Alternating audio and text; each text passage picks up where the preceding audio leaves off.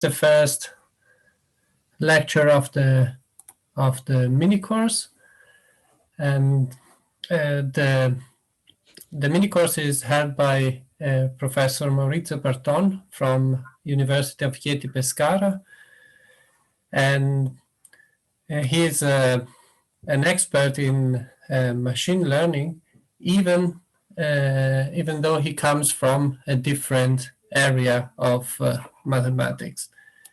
And I think we can start right now.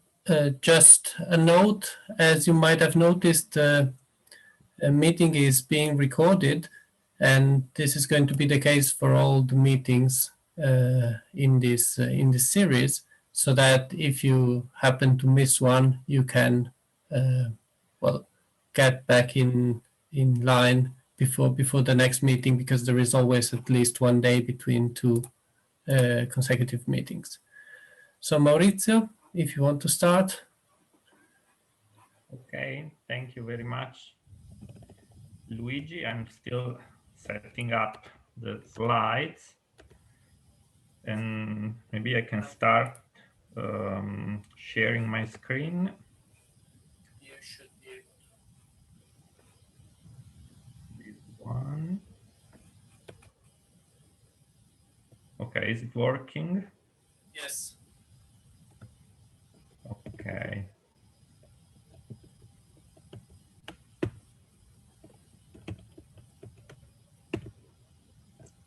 So if you're wondering what is my field, my original research topic, it is differential geometry that I'm still doing, actually. So I'm telling you this because there is a hope for everybody to start learning these kind of things, and they are quite exciting, I must say. So let me check if the pen is working. Oh, no.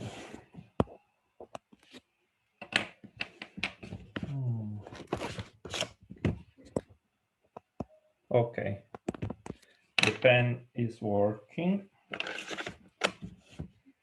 and so I think I will switch off my camera.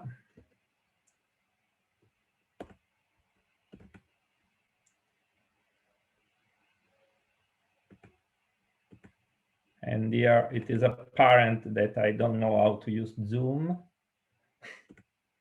Luigi, how can I switch off my camera? I mean, On the lower left of your main screen, you should have a stop video. well, there isn't. I'm probably not on the Zoom main. Sorry, lower left of your Zoom window. That I can't find in the active Zoom. I can probably stop your video. Okay, thank you very much.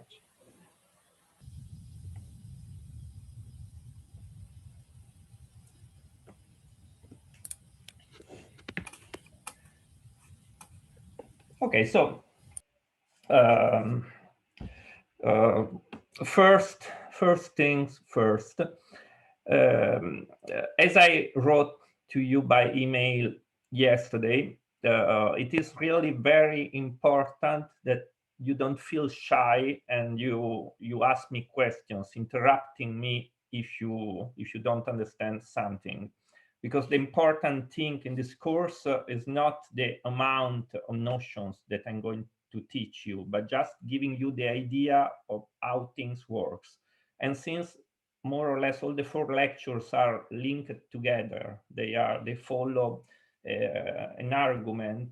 If you feel that something is not clear, really please ask, and don't worry if you're slowing down the lectures. That will be of help for everybody, I'm pretty sure.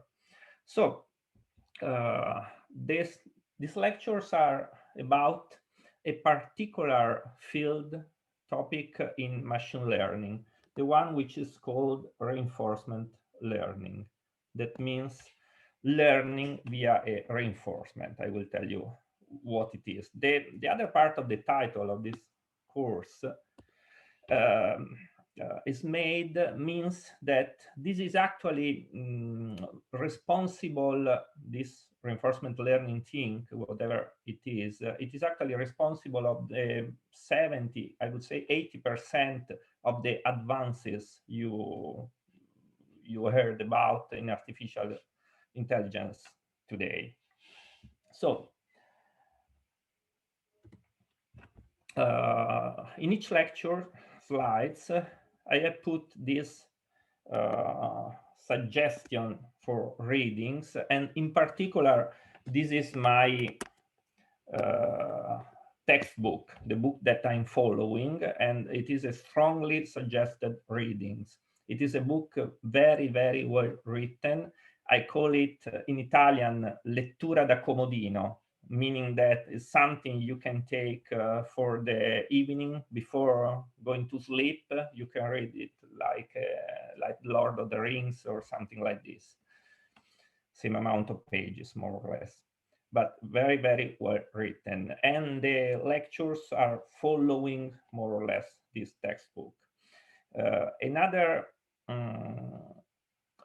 source of good material, beautiful material that I strongly suggest watching in this case, not only reading, because these are videos on YouTube, is the course from David Silver, given in 2015, so a little bit earlier than the reinforcement learning book by Sutton and Bartok, which is from 2018. In this field, 5 years is a lot. But anyway, David Silver is the big guy, one of the big guys in DeepMind, Google artificial intelligence research sector. And so these are really, really strong suggested. And the other are nice, but take care that this is very advanced. So use it at the end. And this is just a video more than 1 hour. You can use it as an appetizer to start watching or reading material. So first lecture is taken from these 3 chapters of the textbook and are essentially a very, very, very short version of the first 3 lectures on David Silver videos. Okay, the first thing I want to tell you is motivations. Why would you like to study this topic? Well, I'm just citing where this kind of results can appear. These are just the last publication from DeepMind, and as you can see, the papers are Nature and Science, and this is a very big conference in machine learning. This is recent, I guess it will be published also, this one on Nature in a few months or no more than 1 year. But as you can see, Nature, Science, Nature. So since if you are interested in academic research, this is a very promising topic, very, very promising topic. If you are interested in applications of artificial intelligence, I repeat, this is responsible of almost every success in artificial intelligence in the last years. Okay. So, first part done. Okay, very easy. Now, I want to show you something before going on telling you what are the actors. I want to show you a, let's say, not real problem, but it is a toy problem that I prepared for you to understand what is that we are concerned with reinforcement learning. Can you look the font? I mean, it is readable. Yes. Yes. Yes. Okay. So the setting is this one. You are driving a small robot in an environment, and this environment, I'm sorry, but you don't know anything.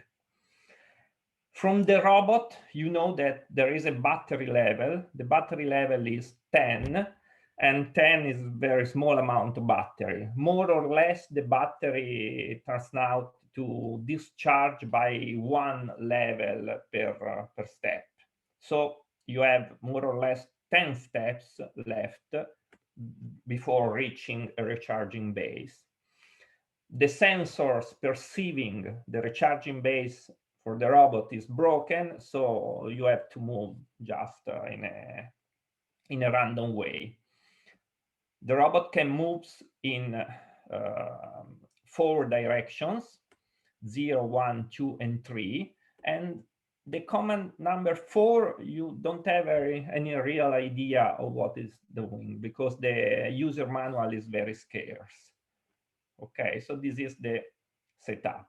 Actually, I told you what the first 4 commands do. And a camera on the robot shows you the environment. So you have some information from the environment. And your task is reaching as soon as possible the recharging base. So I ask a volunteer to try this game. That means essentially giving me random numbers between 0 and 3 integers.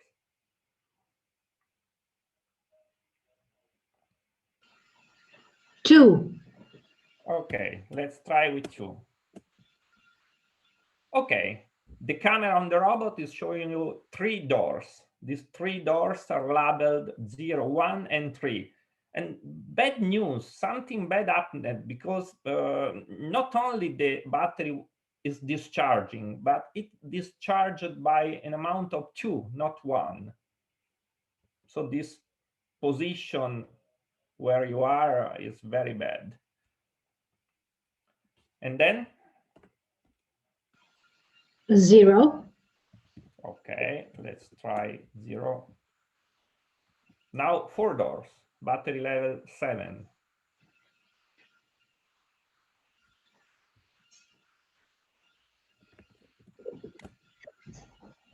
Let's go with 3.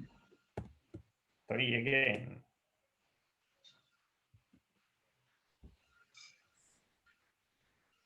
Now 2. 2. Okay, no recharging base. Now listen, I want to help you. I am in a position that I can help you with a magical information. I will show you a map of the environment. Okay, so let's check if with this map you can do better. What action would you like to try now? Oh wait, I can first show you the map. Yeah, because I don't see the map, so. This is the map.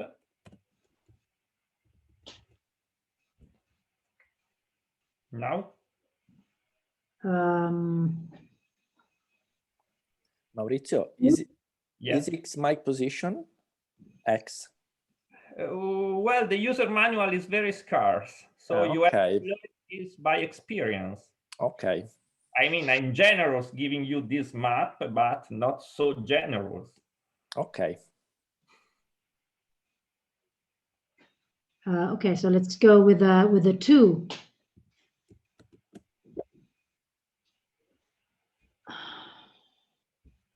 I wouldn't have chosen to.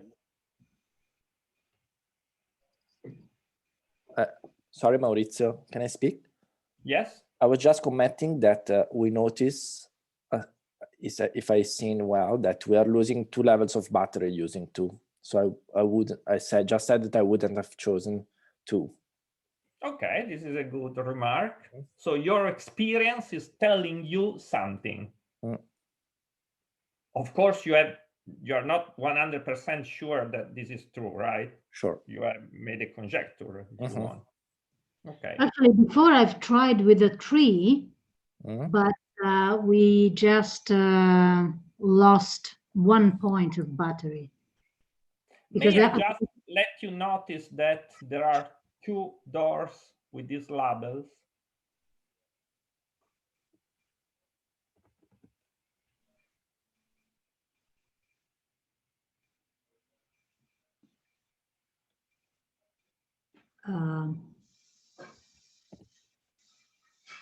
so, well, let's try with 1.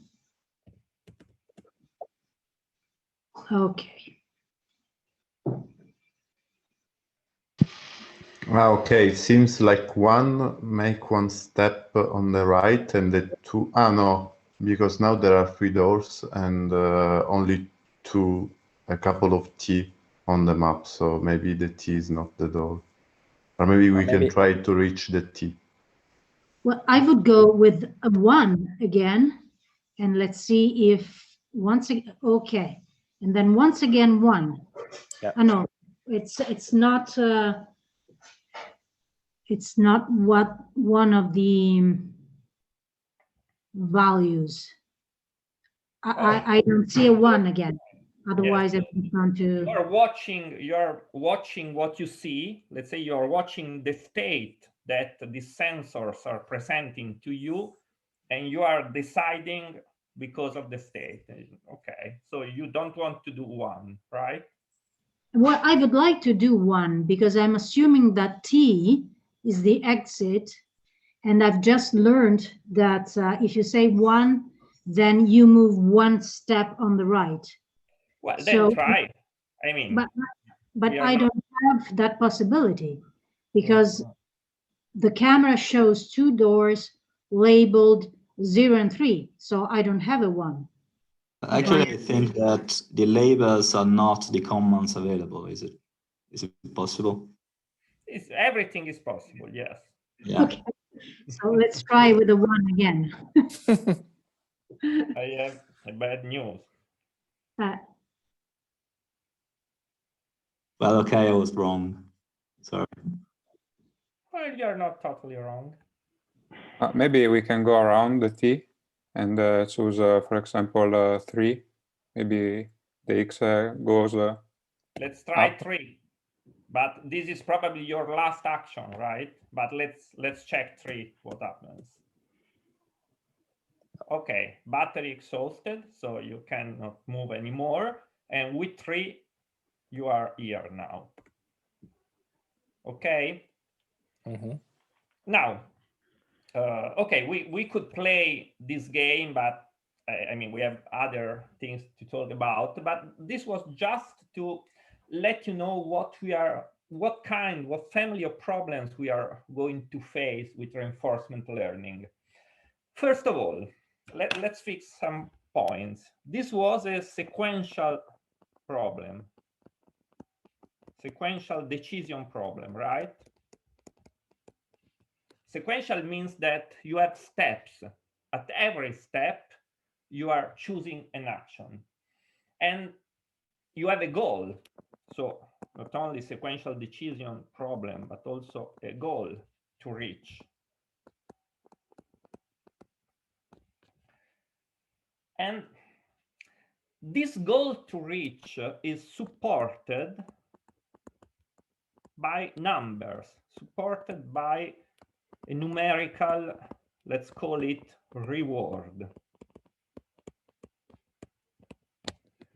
And instead of saying we have to reach the goal, that you are right, the goal was the terminal state, T means terminal, and that was the recharging base. But instead of stating the goal in this way, could you use also the reward to state the goal? If you think about it, at every step we were losing some reward. So in some sense, we were trying not only to reach the recharging base, but to reach the recharging base as soon as possible. That means, if you think about it, maximizing maximize the total reward. Okay, by total I mean the sum of every reward you encounter during your trajectory. Okay, and then there were, if you think about it, two main actors. Can you tell me the two main actors that were playing this game?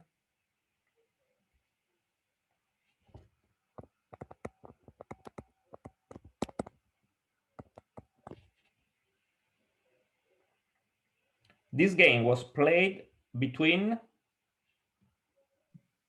the numbers of doors that I can see and the battery.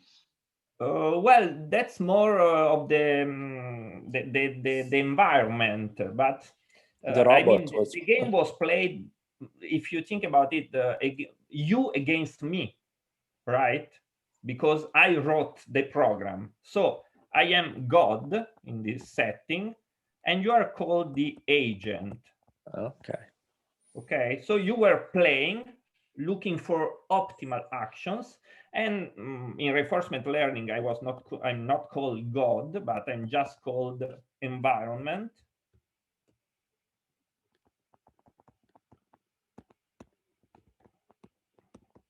And the point is this: the environment is unknown.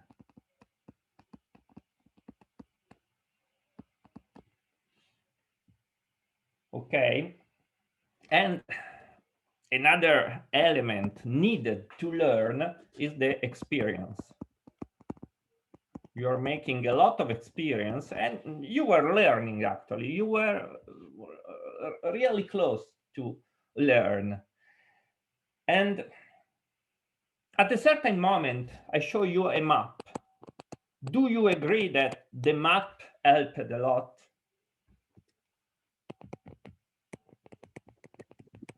Absolutely.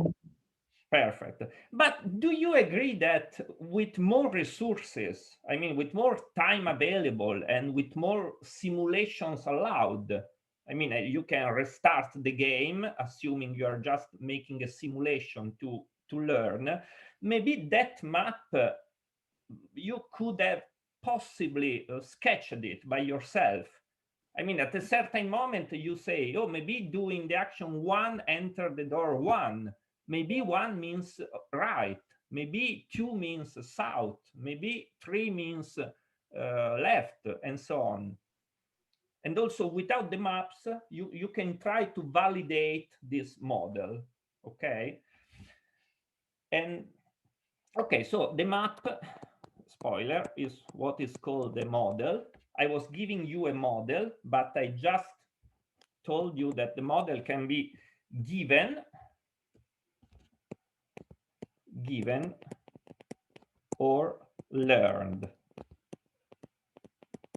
Now, if the model is given, we are not talking about reinforcement learning. We are just doing something which is called planning, because we have the model, we know what is going to happen, and we try to find the best way to reach it.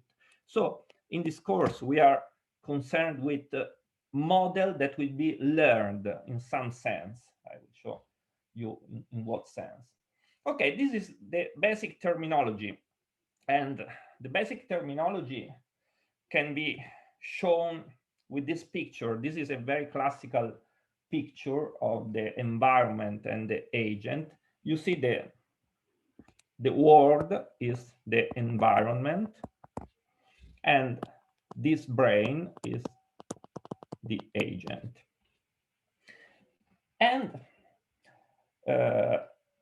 we have this infinite loop in some sense. We are in a certain state, and let's say we are at time step t. We just received a certain reward and a certain state. And for this reason, we do this action. Notice that this action is drawn, the symbol means drawn from a distribution, probability distribution over actions. Okay, so we are modeling the fact that we don't know in advance what is happening by the fact that we receive this state new given from the environment. The environment gives us this state as an answer to the action A. And so it gives us a new state. And since we started from T, this is R T plus 1 as T plus 1. And this is drawn by itself by the what is called the model, by a probability distribution condition to the state we were in before and the action that we are executing. Okay, so I don't know if this all this setup is clear.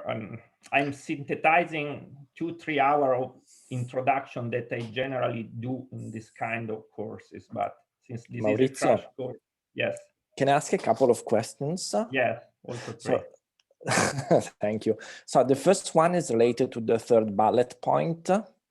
Is it why the conditioning is just on the state and not also on the reward at time t?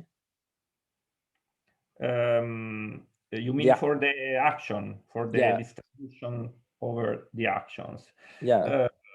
Well, the action is something that you choose. Okay, the action is something you have control on.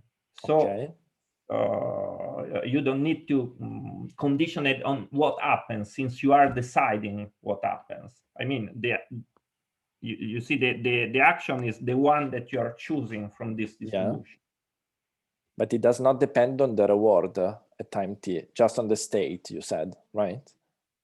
Just on the state, yes, yes. The reward is just the functional, is used for building a better policy. Okay, thank you. And the second question is, sorry. No, yes. Go on. We are kind of assuming kind of a Markovian structure to the process. Oh, very good. Yes, we are assuming a Markovian world. Why? Okay. Because here we don't have a dependence from previous states. Okay. Okay, this is your remark, right? Okay, yes. Okay. And you could do again another remark in this sense, thinking about Markov chain and so on. This distribution, this model, could be dependent on T, right? Yes. And this is not. So we are assuming not only Markovian world, but also something which would be called time homogeneity. Okay. Sort of stationarity. Okay. May I ask just for a clarification on the first point that was just brought? So the A of T, you said, so is an action that is drawn from a given probability distribution.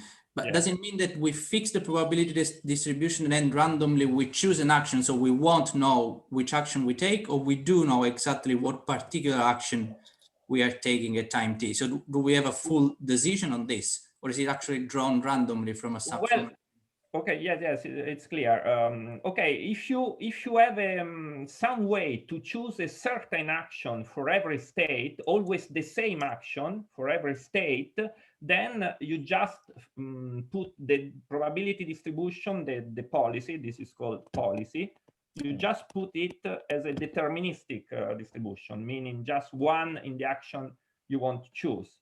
So since the policy is chosen by you, by the agent, you have, if you think this is good for your decision problem, choosing always a single action for a given state, then you can choose a deterministic policy. Okay, but in certain cases, this is not the optimal choice. Okay, can you think about a very common, a very famous game where a deterministic policy is always exploitable? I mean, it's always not optimal. The example of the two prisoners in game theory, where a deterministic policy is possible to be, let's Yes, say. I never thought in this sense, but this is right. I was more thinking about rock, paper, and scissors. Oh, yeah. Okay, it's clear. If I always choose rock, then my opponent can completely defeat me just by choosing always paper and so on.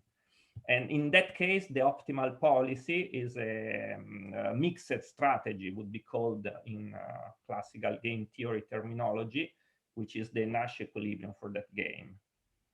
Okay, I don't know if I answered the question, but remember, you choose the policy. So the fact that you are drawing an action from a distribution, probability distribution, doesn't mean that you don't have control on that action, because that probability distribution, you are choosing that. Perfect. Yeah. Okay. Clear. Okay. Great. Thanks. Very good. Other questions? Just because at this point, game theory, talking about agent and Markovian systems came to my mind.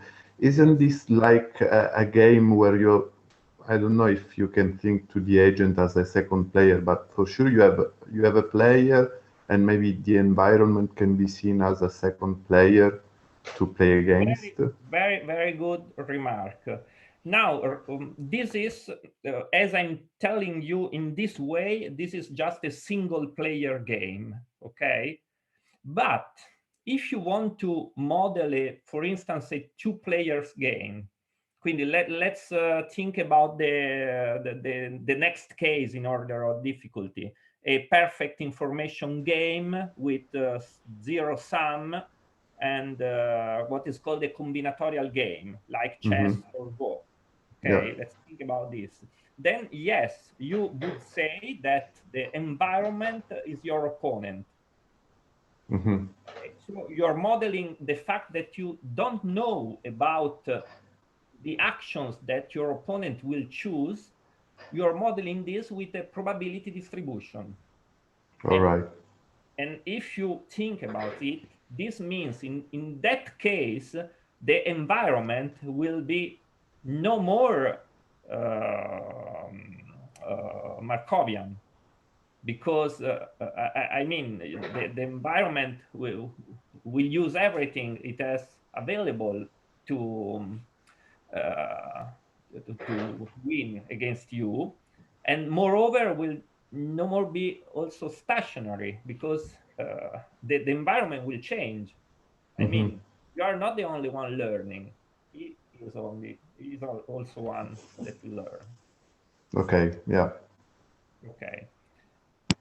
In that case, we speak about multi-agent reinforcement learning, but the techniques that I'm teaching you in this course can be applied almost without any modification to the two players case with zero sum and perfect information, and with several modifications to the multi-agent setup when there are several agents playing.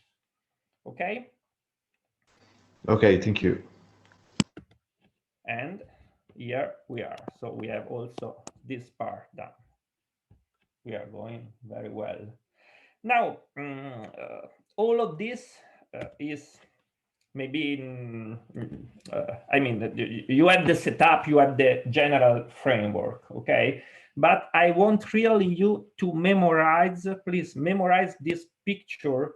And when you think about the environment and the agent interaction, please think about a picture made by single blocks like this one. Okay, so I will now describe this picture, and please ask questions about it if you have, you should have. So this is a basic block of what we are calling a Markov decision process.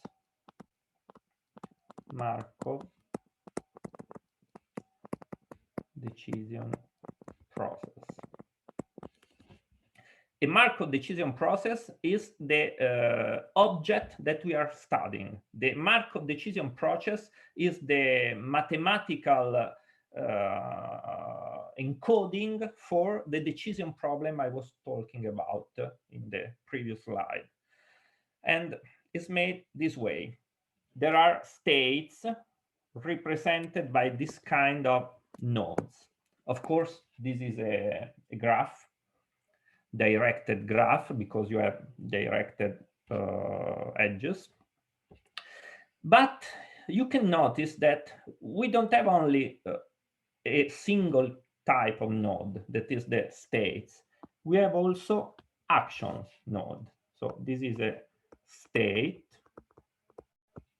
implicitly node, and this is an action. And this representation is standard, okay?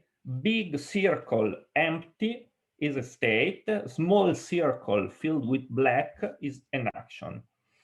And you can see that you can do one action from one state, and from this action, several things can happen. In this case, just two.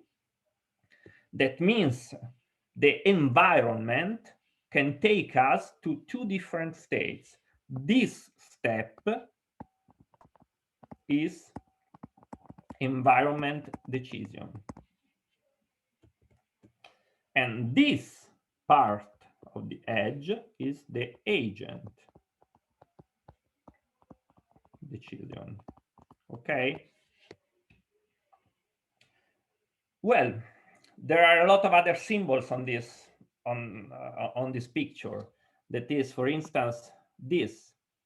Well, this means that when we do action A and the environment take us in the state V, then jointly, because the probability distribution P I was showing you before is a joint probability distribution of rewards and states, then jointly the environment will give us a reward of +3.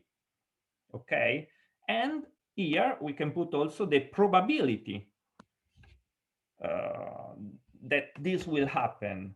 So we are going from U with action A, we are going to a state V with reward +3 with a probability of 0.7, 70%. Okay, and in the same way here. The state here can be intermediate, meaning that from here there are other possible actions and other determination of the states, or this could be a final state, meaning that there are no more, nothing more is happening. This is probably the state that we were looking for, and so on, like the recharging base, the terminal state in the map before. Now, all of this, of course, can be cleaned up from all the notation, from a lot of the notation, once we agree on the meaning of the symbols. Okay, so we can do the same picture in this way. And now we are just saying P is 70% here and 30% here.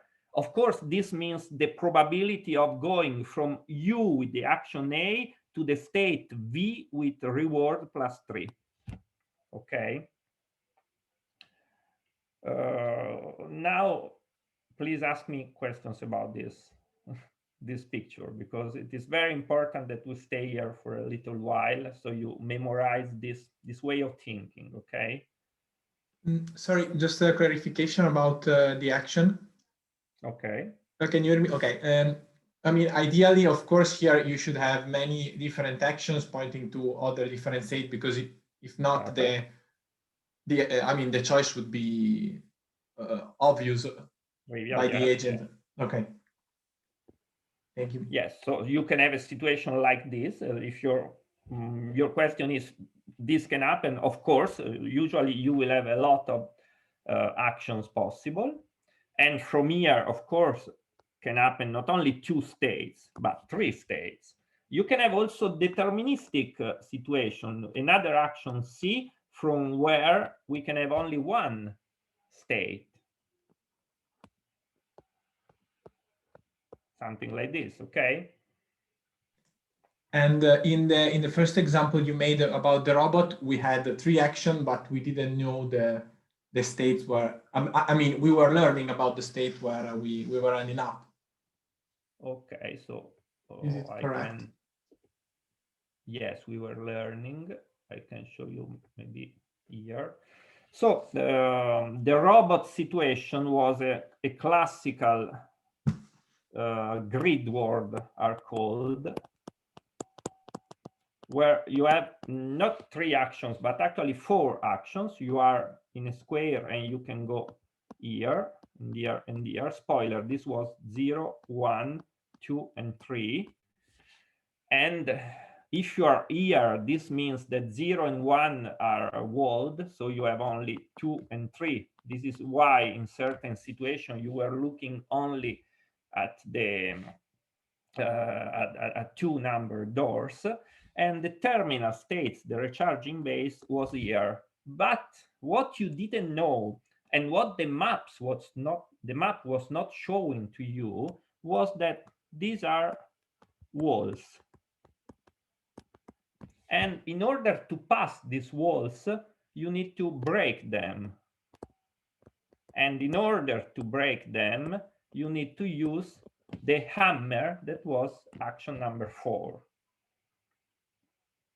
Okay, so this means in terms of MDP, Markov decision process, that we had, I don't remember, maybe it was 4 by 4, right?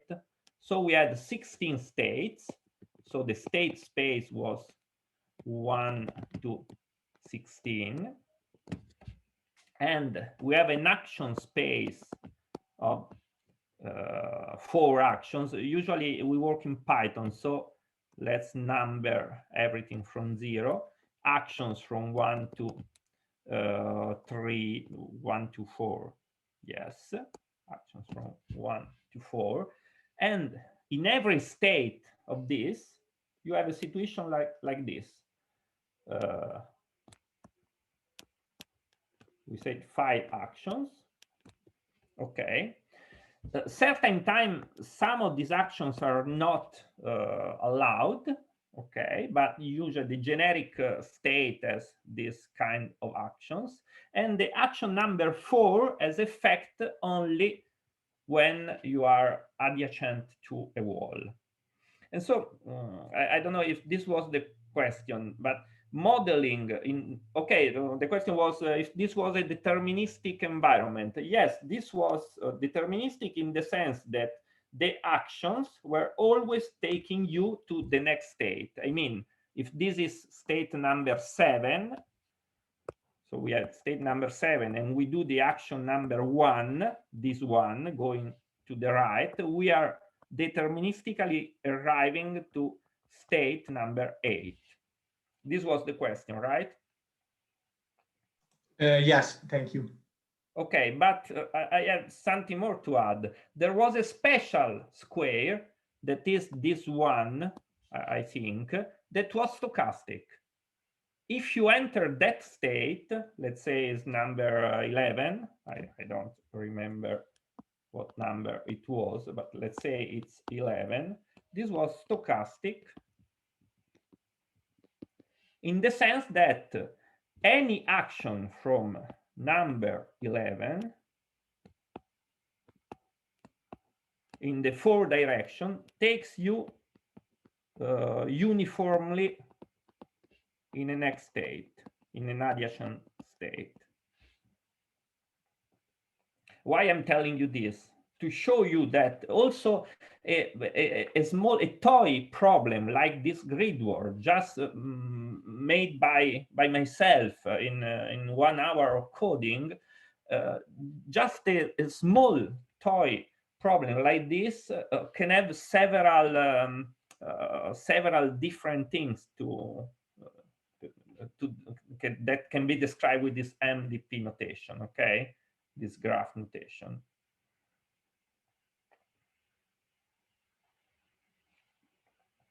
And I add a last thing that, as you can see, given the real graph of a real problem is impossible, of course. This is just, this picture that I'm inviting you to memorize is just something that you have to use to understand how it works, okay? That you are choosing the actions and the environment is answering with one or more states. Okay, and you can notice also there is not the time involved. The time arises when you start a dynamics using this picture. Then you say, I will start from this state, and this will translate with our notation by saying that S0 is equal to U. I will do as a first action the action A, and then I will check what is S1. S1 is, in this case, in this picture, will be 1 between V and W. And R1 will be 1 between +3 or -1. Okay, is everything clear up to now? May I ask? Sorry. Yes. So it's Dario. So the picture is very clear. I was trying to think of it just in terms of a couple of slides before. So I was asking before, when we say that we draw the action from a given probability distribution. So here, of course, it's very clear that once you choose action A, then of course the environment then will decide you whether you're going to V or to W. This is something you have no control over, if I understand correctly. This will be just a random choice according to some probabilities. But the fact that you choose action A, is this something that you definitely choose action A, so you know that A is going to happen, or you draw this from a probability distribution, so you only have a probability distribution and you don't know exactly which action is going to come up out of this probability distribution? And then there is the other level of uncertainty, which is once even the action is fixed, then the environment will have some choice over which you have absolutely no control. So that I will say the last thing you said. Of course, choosing the action by a probability distribution means that you don't know in advance what will happen, unless that probability distribution is deterministic. Okay. So you don't know which action really you are taking, and then even more, you don't know once the action has been taken, what will be the response. I mean, but that is a second layer of uncertainty, like the one. Perfect description. Okay. The second layer of uncertainty is called the model. Is the fact that you are not God. Is the fact that you don't have a map. Okay, you don't know actually what is going to happen. The first level of uncertainty is chosen by you, because you think that in order to solve that problem, you can't just choose a single action in a deterministic way every time, because this wouldn't work. If you think this works, of course, then you can choose. I mean, this probability distribution notation includes also the deterministic case. But yes, this is another level of uncertainty that is chosen by you in order to solve the problem. Okay, perfect. So just to be completely sure, you really choose the probability distribution. When you are in U, in the state U, you choose the probability distribution. At that point, one random action will be taken out of this probability distribution, if it is a real probability distribution and not a deterministic one. And once the action is taken, then we are on the right of the black point, where there will be another level of uncertainty, which is only due to the environment. Exactly. So you just wait and see what happens. Great. Okay, thanks. Maurizio? Okay. Yes? Can I ask a clarification about the robot example? Yes. I'm not sure I got what is playing the role of the reward in that example. Is it the battery level of the fact that I'm getting... This is a classical problem where your goal is to reach some terminal state as soon as possible. Remember this last part that is usually forgotten. If I ask you, what is your goal for winning in a maze problem? If I ask you this before telling you this, you would probably tell me, I need to reach the exit. And this is not true. In a maze, the goal is not reaching the exit, it's reaching the exit as soon as possible. Okay. Okay, Yeah. and in order to model this shortest path problem, this is very classical. You just, instead of giving a reward, a positive reward to the exit, you just give a penalty, usually -1, to every step. Okay. And in this way, the number of steps you make is counted by the total reward. If you reach the exit with a total reward of -100, it means that it took you 100 steps to reach the exit. Okay, that was what was confounding me, because I was expecting rewards related to the fact that it was getting closer and closer to the battery charger. Instead, here we have the time. Okay. Yes. Yes. Okay, it's yes. the other way around, but it's I understood what you said. Thank you. And the minus sign is because you want to maximize the reward. Okay. So yes, another confusion that is common in reinforcement learning is thinking about the reward as something positive and good or bad in some intrinsic way. Okay, a reward of -1, a reward of -100, a reward of +1000. You can't say this is good or bad a priori. You need to compare it with respect to other rewards. Okay. Okay. Thank you, Maurizio. Thank you to you for all these questions. It's very. I have a very last question. Is it? Go. Do you hear me? Previous slide.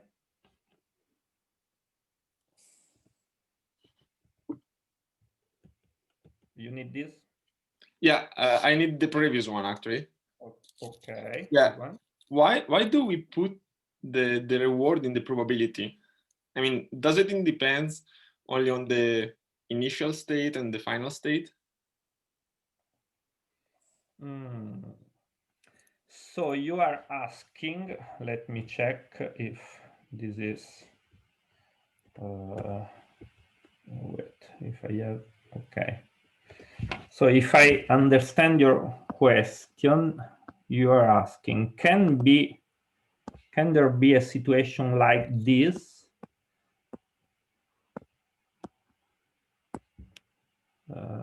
Reward equal 10, reward equal 15. Is it correct? Yeah, I mean, I imagine the reward to be perfectly determined, knowing the initial state and the final state. Okay, well, very good. Your questions are perfect because they introduce all the things I would like to touch in this moment. So you are right, meaning that this is very strange, very weird, and you are right assuming that usually this doesn't happen. So you are right in assuming that if this doesn't happen, then the reward is given by the initial state, the final state, and the action. So we can say the reward is a function of state, action, and next state, usually denoted by S prime. Okay, and but there is sometimes this happens. And there is a very important situation when this happens, something which is called multi-armed bandit. I don't know if you ever heard this term. Bandit is the slot machine in English, and multi-armed bandit means that you have several actions and the result will be drawn from the probability distribution, and as such will be different, but the next state will always be the same state that is usually the initial state. I mean, you play, okay, you pull the lever in the slot machine and you receive 1 time 10, 1 time 15, and the final state is always the same. Or if you finish the game, you can say the final state is the terminal state. Okay, thanks. It's clear. Okay, thank you. So yes, usually you can assume that there is only one reward associated to the given action and starting state pair and the result. And if it is not, and you are only interested in the average reward, as we will be, what you do usually is the average of all these rewards, if they are related by and chosen by probability distribution. Okay, I was here. Okay, this is more or less the same as before, but now this is built in a complete picture. And if you think this is sort of the simplest example you can think about for a Markovian decision process framework. Okay, let's discuss this example. First, I want you to notice something that is apparent from what I'm telling you up to now. This is a graph, right? In a graph, you need to have nodes. What are the nodes in this graph?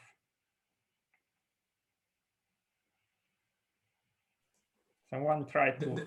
The states and the actions? Yes, the nodes in this graph are the pairs state actions.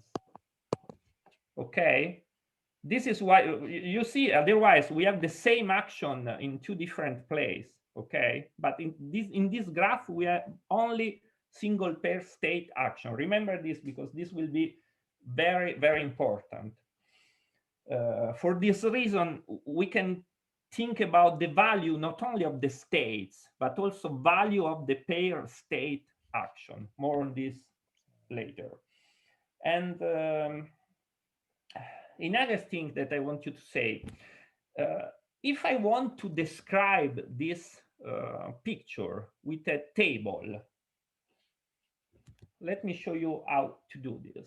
I could make a table, putting in this table all the things that I'm interested in as prime, reward, and corresponding probability. And I could start making, I don't know, this is U. And if from U I do action 1, then I can reach, for instance, again, U. And in this case, I will have a +10 with probability 0.8. A volunteer giving me next line.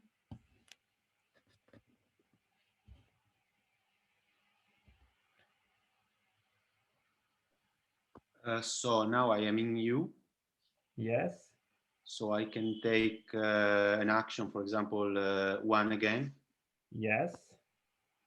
And this time I can get V with probability 0.2. Yes, and reward? And the reward is 3. Perfect, and so on. So you agree that we can finish this table very easily, and all of this Markov decision process is described by a table, right? Well, this means that this is exactly the case we are considering for now. We are, for the moment, we are thinking to Markov decision process that can be solved with such a table. This is called tabular reinforcement learning. And be careful, of course, it means that everything is finite. Okay, we have a finite state space and a finite action space and the bounded reward, finite rewards actually. But not only this, tabular means that all the arrays we are creating in this way can be put in a computer, can be stored in memory, can be computed in some way. Okay, so for the moment, this is what we are talking about. And so tabular reinforcement learning will be this week, this lecture and the next one. And next week, we will make reinforcement learning with function approximation. Okay, just terminology for the moment. Now here, there is a new notation. This one is the notation that is usually used for the terminal state. A terminal state is a special state that is reachable from every state with a certain probability, positive probability, I mean. And if such a terminal state exists, terminal means that from that nothing more happens. It is, maybe you can think about the absorbing states in Markov chains. In this case, the decision problem is called episodic. Otherwise, that is the previous one, the decision process is called continuing. Okay, when there is the terminal state and we are in the episodic case, it makes sense to talk about episodes that are trajectories starting from a certain state and terminating in a terminal state. Okay, also here we have some things to do, to talk about. First, I would like somebody telling me, let's go back to this one. I would like to ask you to compute the total reward one can get from such a Markov decision process. I mean, choose a trajectory, choose a sample, some dynamic, some trajectory. I don't want to use the term episode because this is not episodic. And tell me the reward you are accumulating.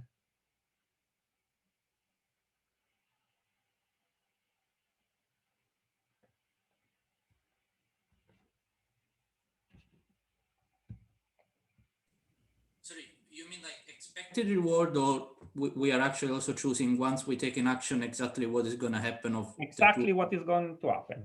Okay. Tell me the state you start with, and I will write. So let's say you start from U. What action you take? Let's say we take one. Okay, and what happens? So if we come back to you and we go infinitely in this cycle, isn't the reward kind of infinite till we stop? Because we would have yes, this is what I was pointing out. So if we go back to U and we always take one and we are still receiving as environment answer the same state U, we will have 10 as reward, plus 10, plus 10, plus 10, and so on. That is plus infinity. Now, I sketched you the idea that the way we are building a better policy is by trying to maximize this total reward. And you see, if the total reward can be infinite, and we have a problem. So in this case, we have to add to the decision problem something more, something which is called a discount factor. A discount factor will be something that you put in a geometric way in front of the rewards in such a way that the total reward is bounded by this geometric series. Okay, this is then 10 times 1 minus gamma, I guess. Okay, so in case, what I want to say is that in case the MDP is continuing, we need a discount factor.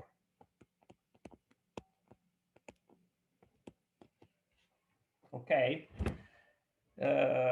this discount factor is used as a terminology also in the episodic case, and just you can assume that the discount factor in this case is 1.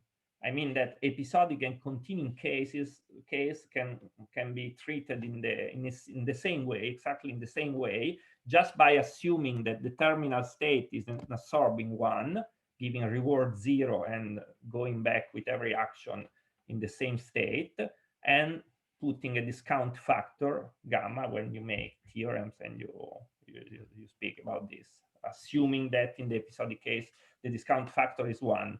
And actually, the discount factor can be also less than 1 in the episodic case if you have any reason to think that the more the reward is in the future and the more uncertain you are about that, which is usually the case.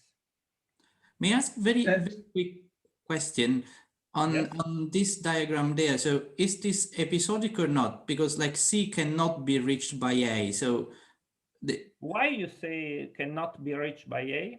Oh, you mean like after? So not directly. So also not directly. Oh, yes, okay, it's okay. reachable in the Markov chain. Oh, okay, perfect. Yeah. Okay. With probability greater than 0. Okay, great. Okay, thanks. Yeah. It was my misunderstanding. This means if you think about it, that there can be still the loop you were talking about, this loop, but the probability of this trajectory is 0. Yeah, absolutely. Yeah, sorry. When I read like terminal state reachable from any other state, I wrongly thought of just in one step, but obviously not like in a Markov chain sense. Sorry, that makes sense. Sorry.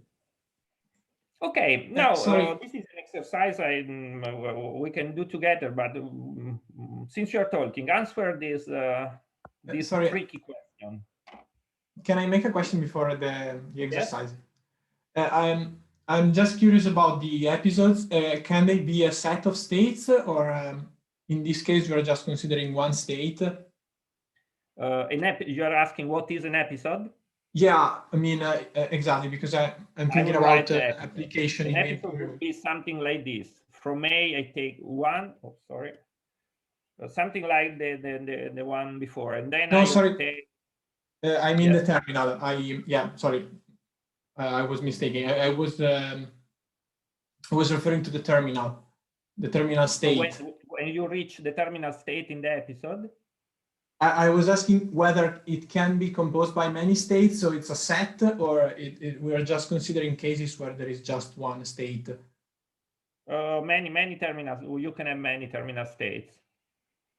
Sometimes you also use a notation where you have apparently several terminal states, but they are all the same for the semantic of the game.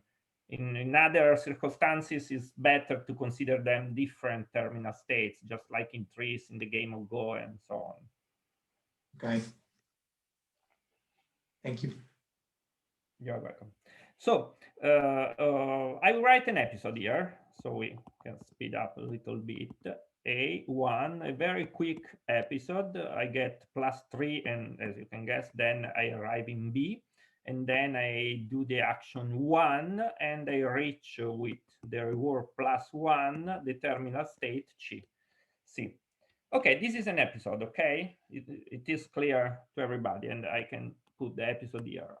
This one, and then this, and then this. Okay, this is the episode I just wrote. The total reward is +3 +1. So we can say that the gain we obtained starting from 0, the gain we obtained starting from A is 3 + 1 equal to 4. And now I'm asking you, what is the probability of this episode? 0.04. So let me check. You are saying 0.2 and 0.2, if I am correctly. 0.2 times 0.2. Okay, so you are saying the probability is 0.2 times 0.2. Are you sure? Well, I am assuming you take decisions 1 and 1. Of course, then you may take also other decisions.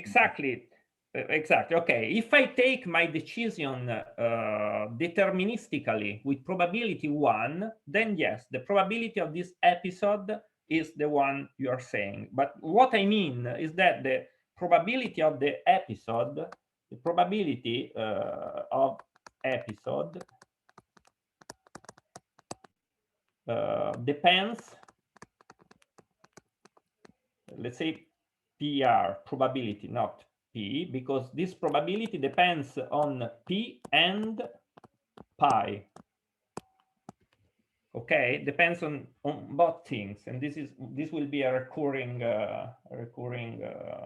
statement in what we are saying later.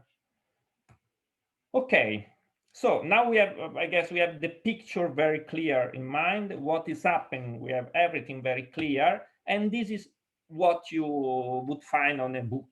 I mean, as a mathematical way of stating what we are saying up to now. A Markov decision process is a set of states and a set of actions and a set of rewards. Rewards, of course, are in real number field.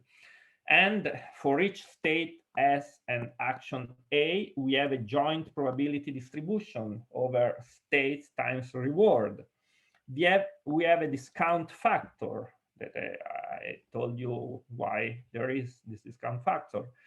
And as a terminology, I already told you that this probability P is called the model, or if we want to be more precise, we can say distribution model. And it is called also the dynamics of the environment, of course, because it is the one mainly determining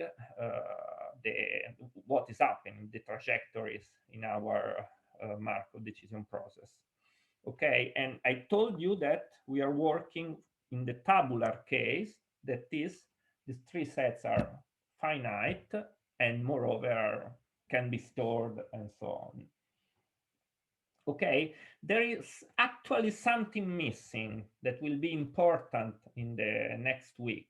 Now it's less relevant, but if you are familiar with Markov chains, dynamics, and so on, you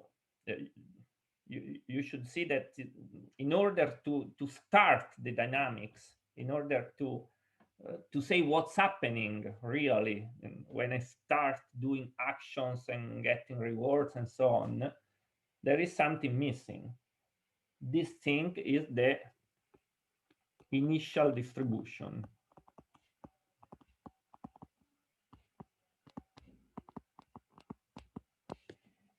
You see, you need some state to start with when you want to start experiencing in some way. If you remember the robot example, you were starting in a state not decided by you. I was giving to you a starting state, and that starting state was taken by randomly. Okay, so that the initial distribution was uniform randomly on all the non-terminal states. Maurizio? Yes. The policy is not part of the definition of the process?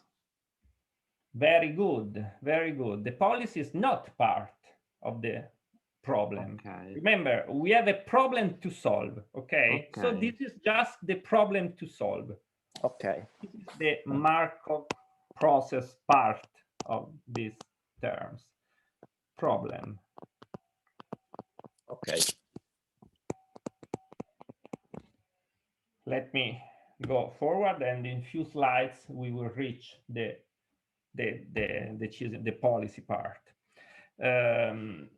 Okay, again, notation, but you should have now the idea of what is going on. Since we have everything finite, for every action we can form a transition matrix, transition probabilities from a state to the other state. Okay, let me take this one.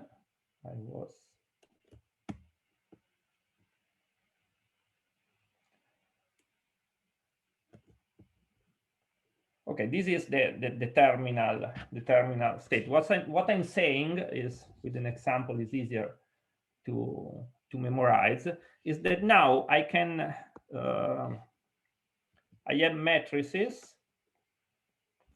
I can say the transition matrix given by the action one. This one is this action, and this will be Well, I have two states, right? A and B. So let's say that A is one and B is the second one. So here I will put the probability of going from A to A doing the action one. So the probability doing the action one or going from A to A is 0.8.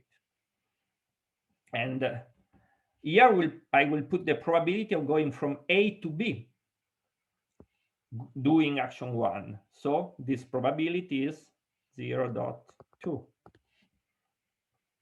And again, this is the probability of going from B to A, that is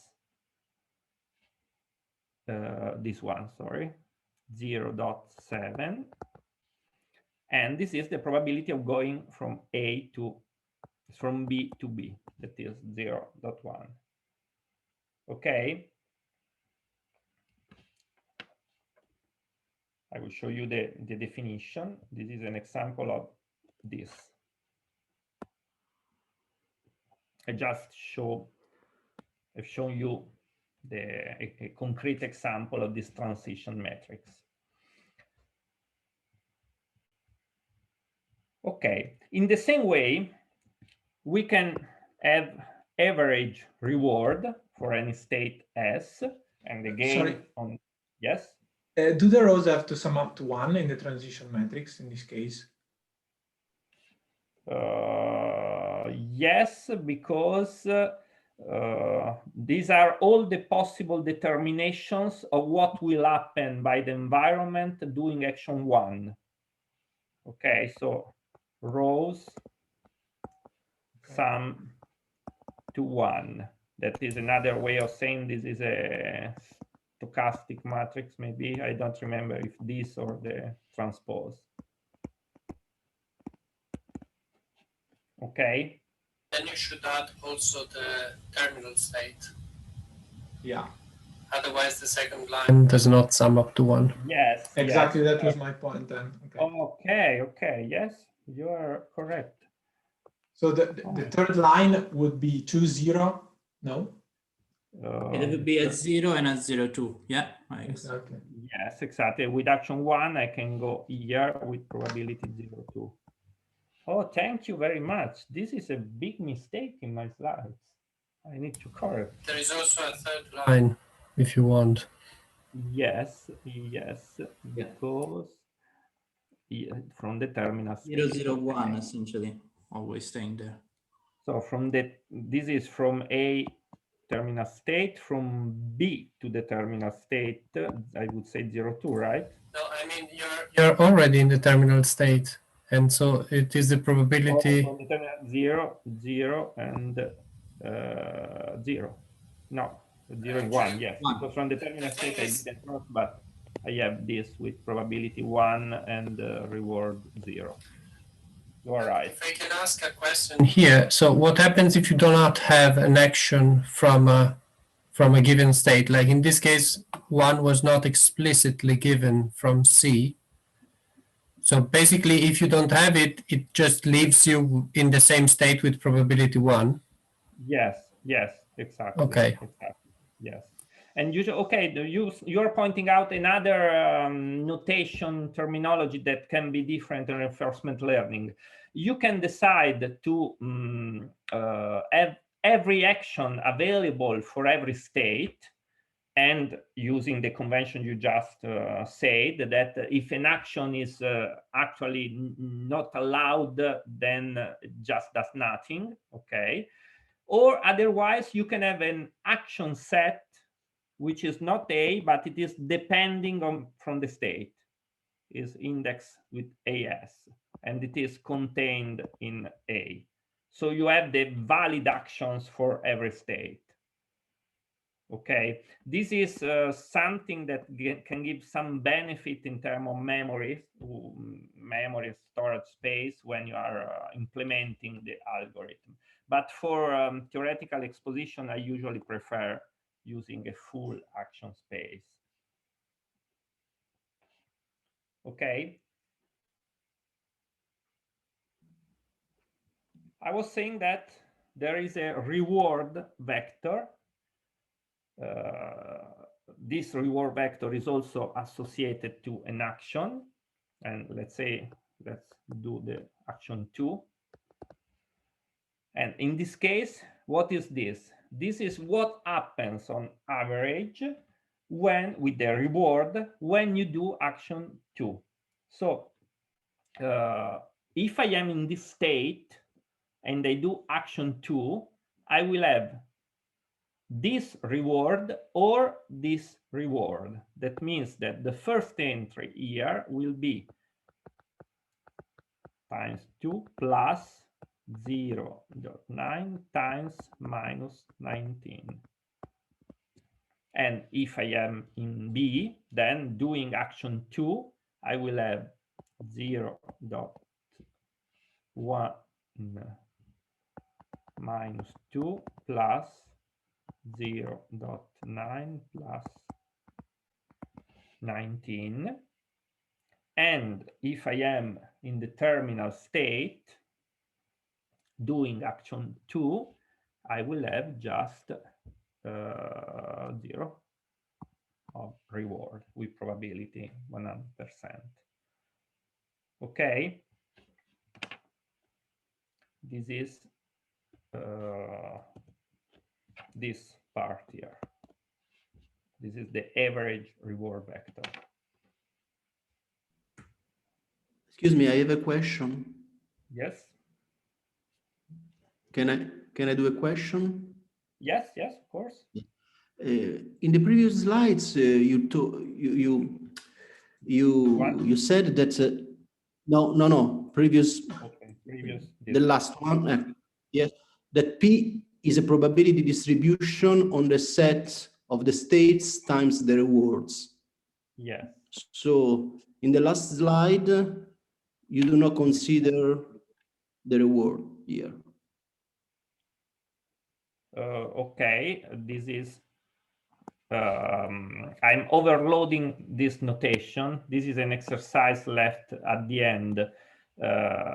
If you have P, given P in the original sense, this one, as A, you can build the probability of going in a certain state S prime, given that you started from a state S and having executed action A. Essentially, you just saturate over all the rewards. Okay, yes.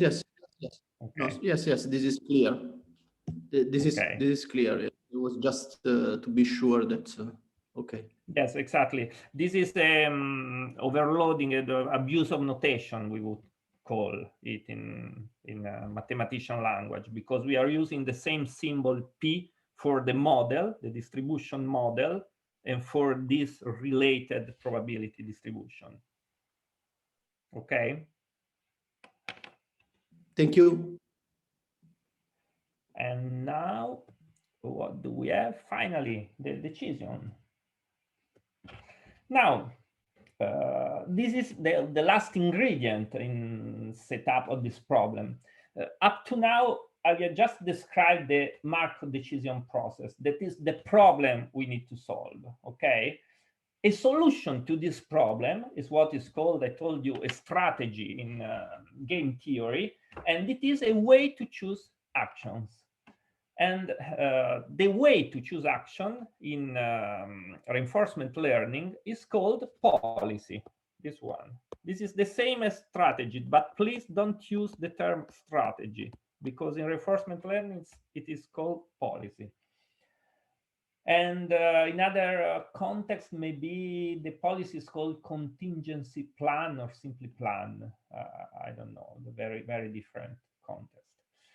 Ora, a policy is a probability distribution. That means can be stochastic or deterministic.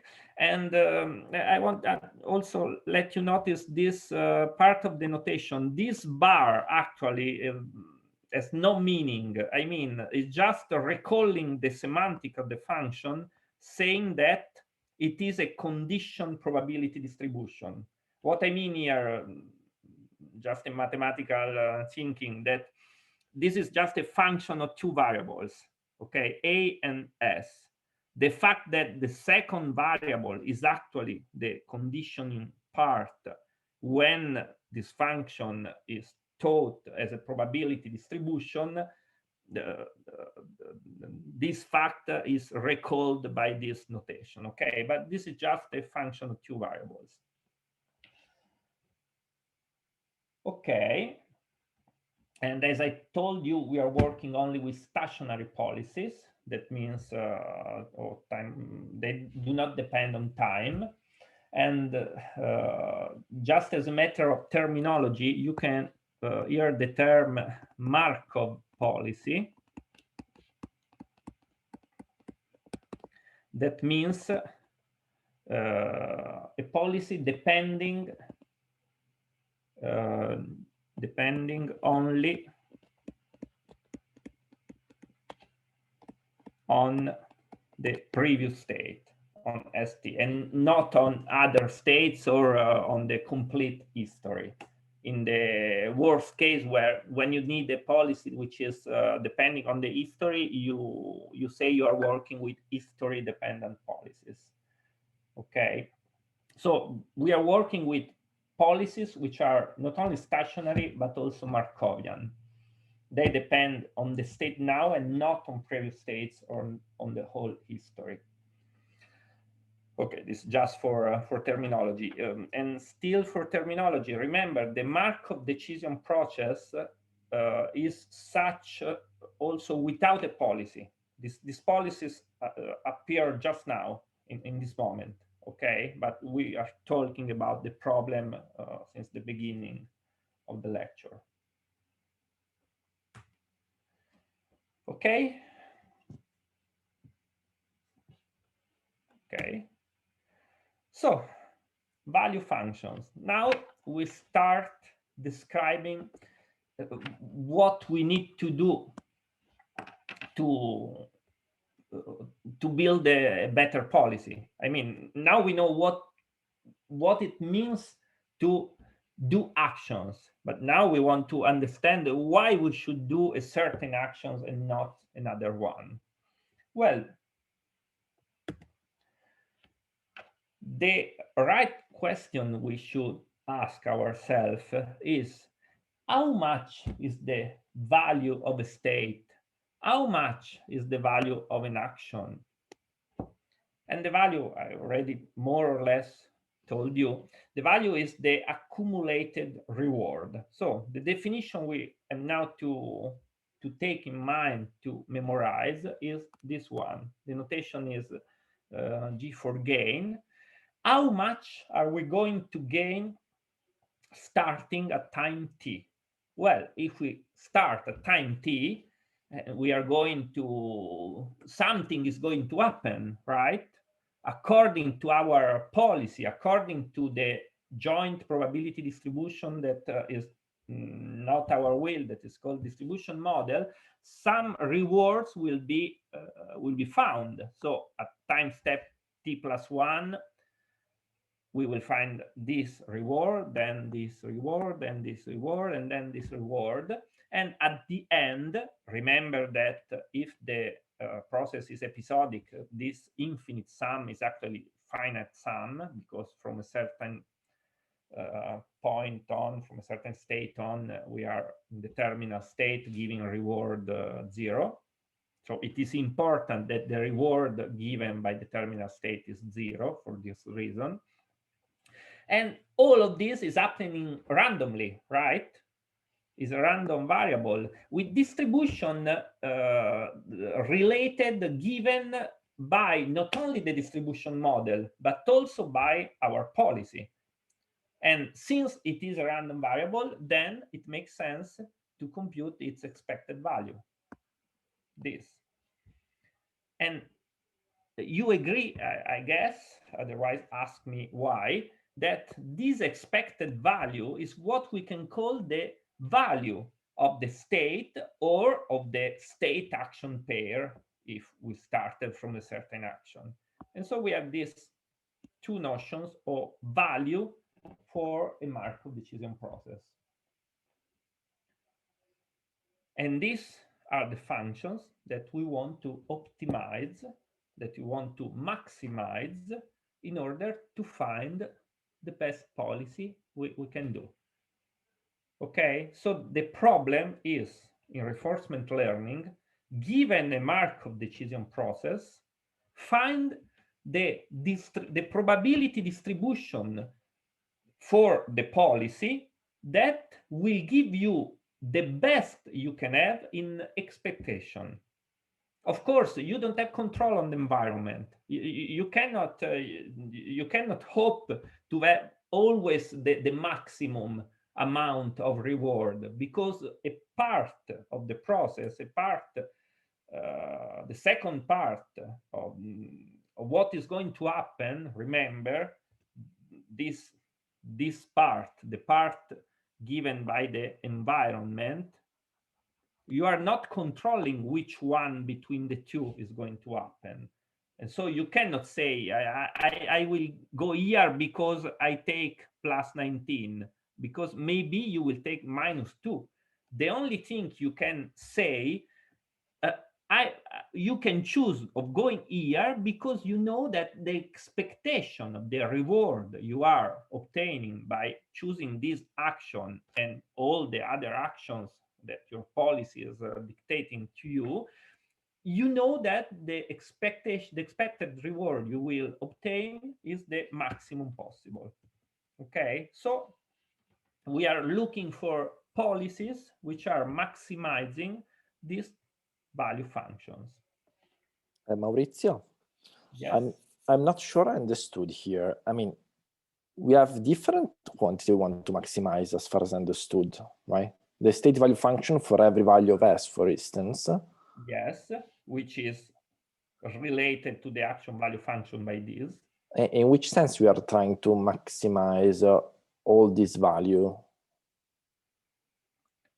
I mean, we have, for instance, if we have 3 state, we have 3 quantity to be maximized. Say it again. If we have it? If I have 3 states, for instance, okay. S1, S2, A, B, C. Okay. So I have V pi of A, V pi of B, V pi of C.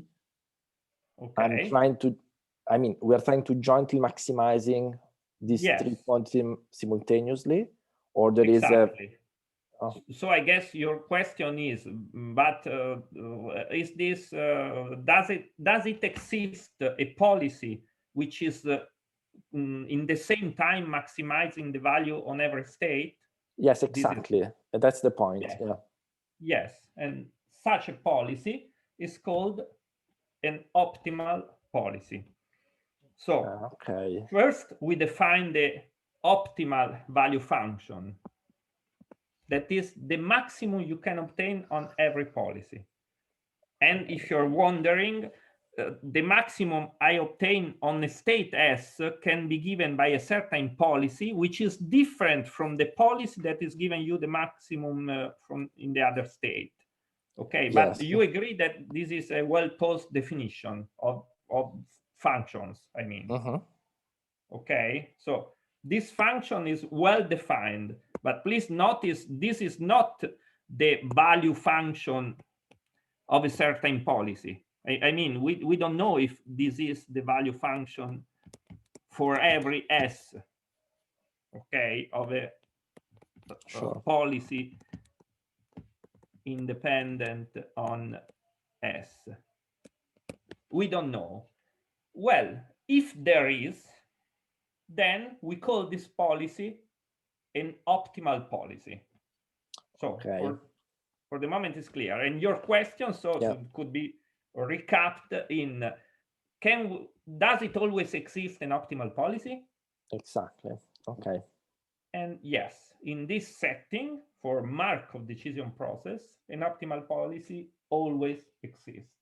Okay. And I'm now going to try to explain, at least qualitatively, to you, because this is true. Also because we are doing it in a constructive way, because we need to use this optimal policy then to find actually, not only to prove its existence, I mean. Okay, but okay, thank you. Let's stay here for 1 minute more for everybody to get this definition, which is very, very important. We have a notion of maximum. The maximum is done over all policies, okay? So you take every policy you can imagine. Also, I must say, history dependent, also non-stationary, and so on. Take every policy. For each of these policy, take for a single state the maximum value. For each of these policy, take its value, and then for every policy, take the maximum, assuming it exists. I will try to convince you that it exists. Then we have a well-defined function on the state space, which is called the optimal value function. And there is the state optimal value function, and there is the state action optimal value function. And this is the best you can do from the state S. You agree on this, right? If I am in state S, this is by definition the best value I can obtain from the state S. If I am in the state S and I do action A, this quantity is the best I can obtain doing that action A. Okay? And if we have a policy that realizes the maximum value, then we call this policy optimal. Okay. Okay. Now, theorem. For any Markov decision process, there is at least one optimal policy, and all the optimal policies, which are not unique as a consequence of this statement, but the optimal state value and the optimal action value function is unique, and all optimal policies achieve the same value and quality value function. Now, I try to convince you this is a theorem, okay? So it is a theorem with a proof, long proof. It's from the 90s. And I will try to convince you in a qualitative way. First, think about this.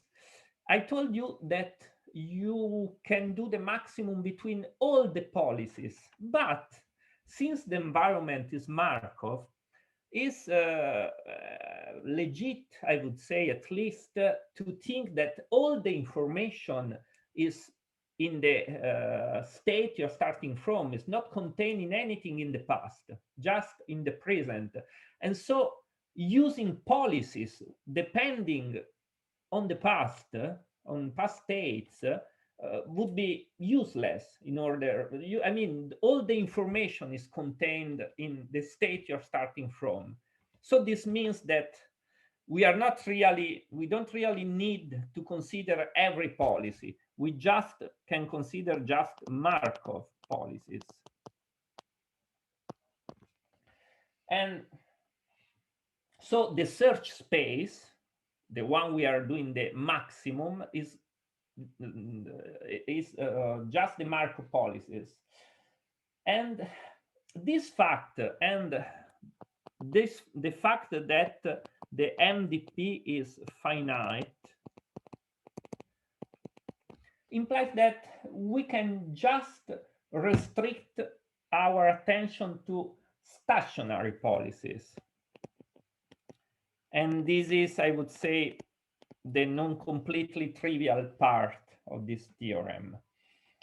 And if I well remember, I think this is where the Bannack fixed point theorem is needed. But apart from that, the proof is quite classical. I mean, but what I want to say, if you don't get why this happens, it is correct. I mean, it should be proved. But for the moment, just trust me, we can restrict ourselves to stationary policies. But now, if you do this argument, you can, in the same time, build the optimal policy and show that you don't need to look into stationary policies. You just need to look into deterministic policies. Why? Look at what is written there. So we have the I'm telling you that this choice gives you an optimal policy. This is almost tautological, I would say. Take a state S, and in this state, I will tell you what is the probability distribution condition on this state from which choosing the action. And well, this probability distribution is actually not a probability distribution, is a deterministic choice. And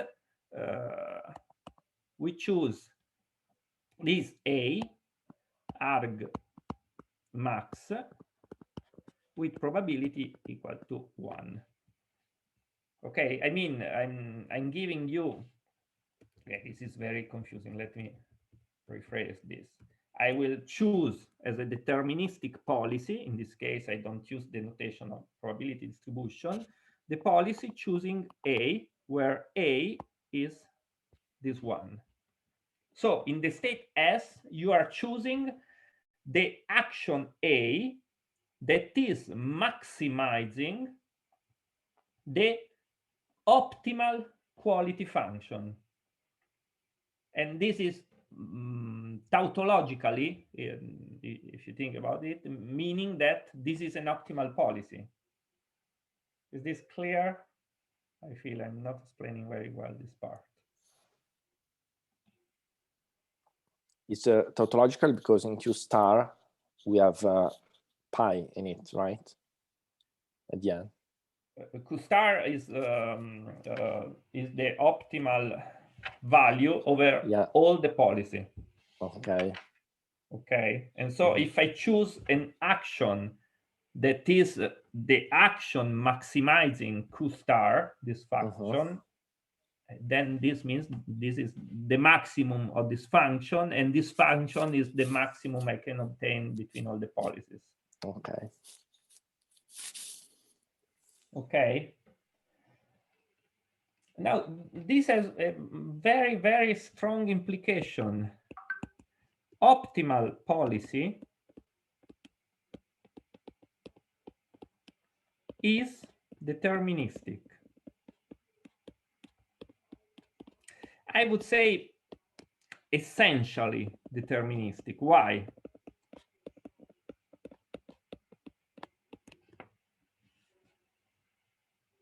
Because assume you have two actions sharing the same maximum of Q star. Then every policy which is stochastic in whatever way you like on these two actions, that is sharing probabilities on the optimal actions, this policy is still optimal and would be stochastic, but you agree that it's essentially deterministic. I mean, you have one or more optimal actions, and the optimal policy is the one choosing any one of these optimal actions. Okay? Yes. And this policy is called the greedy policy.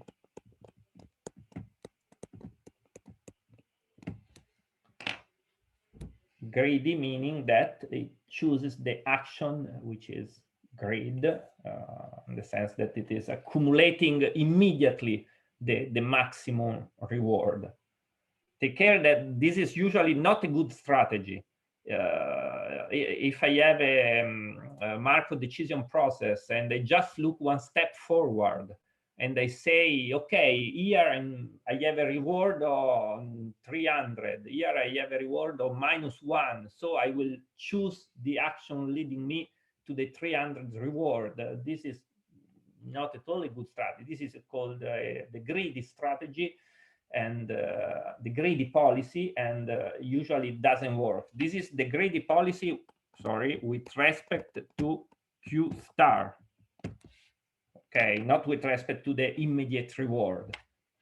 The reason why this works with Q star is that Q star has already looked forward for every trajectory. Is already maximizing whatever can happen. Sorry, just to understand if I get the point. Does the fact that we can say, of course, that the policy now, we can find an optimal policy deterministic, does this depend on the fact that we are considering a Markov process? That we are considering Markov processes, yes. Because we look from one step to the other, so is this crucial in the argument, let's say? Yes, definitely, yes. Okay, thank you.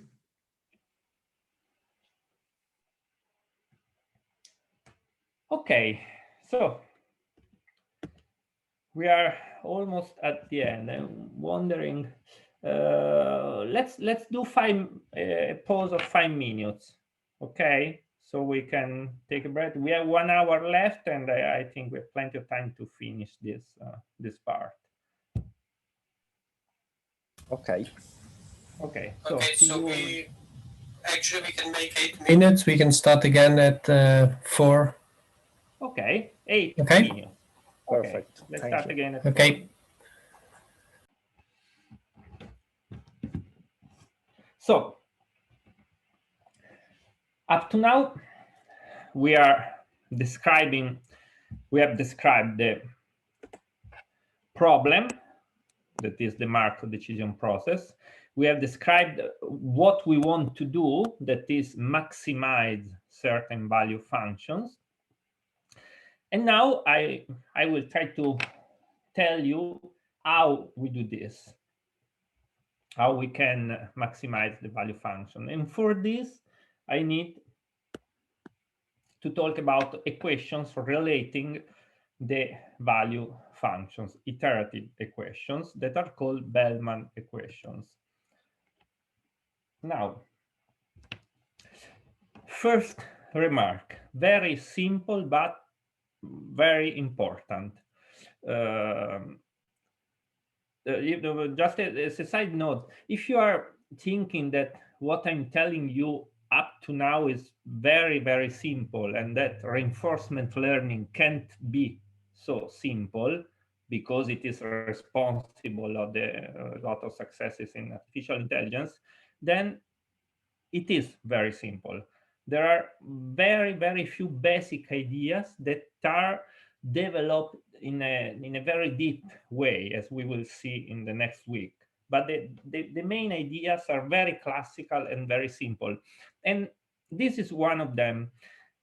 Remember that I told you in the previous slides that we want to maximize the expected value of this. This is the total return. Remember the gain I can have from time step t. And this total return is apparently recursively given by the reward times itself from the time step +1 in the future, of course with the discount factor if needed, if there is a discount factor.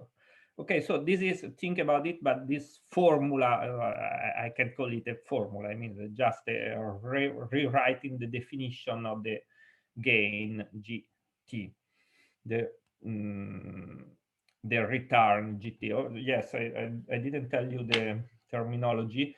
The R is called reward.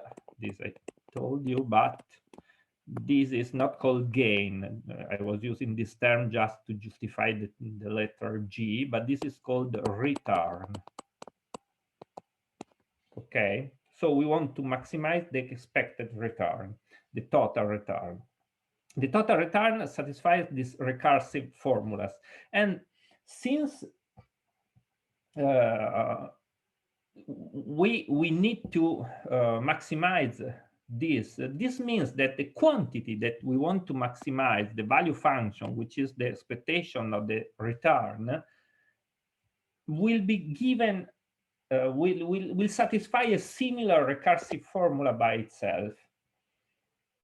And here I'm asking you, I will do this actually, but try to follow me, to find the recursive formula for this expected value, starting from this recursive formula. Okay. First of all, we have some space here. I can write this way. I want to write a recursive formula. Okay. Well, this is the expected value of t, and there is this recursive formula so that I can write the expected value of rt plus 1 plus the expected value of gt plus 1. And now, what is this expected value of rt plus 1? Think about that picture. This is helping. The picture of the MDP as a graph, okay? I am in a certain state here, which is S, this S, and I need to find the expected reward. What does it mean, the expected reward? Means that I need to choose an action and then to check what is the reward that is happening. Choose an action means that I'm going to do something which is weighted from now on by the probability of choosing that action. Okay, so whatever I'm going to write inside this parenthesis will be weighted by this probability. Okay, and moreover, I need to take every action. So I'm doing a sum over every action. Okay, because I can take another action and so on, another action. From now on, now I'm arguing, I'm discussing just like I have chosen an action. Okay, so let's say this is the action I have chosen. And now I can have the expected reward. So maybe I can write it explicitly. This is the expected reward I obtain. But now I can say that I'm conditioning to the state S, but also to the action A. Okay.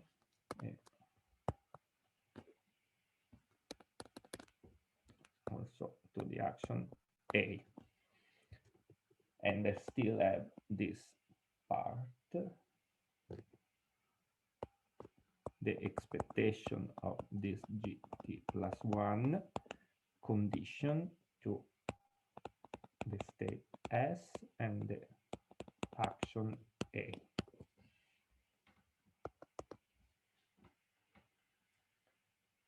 Clear up to now? Yes.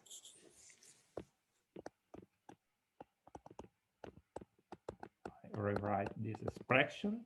And now this part, we already found it before in a previous slide. It was denoted in a different way. This is the average reward I have when I choose an action A from a state S.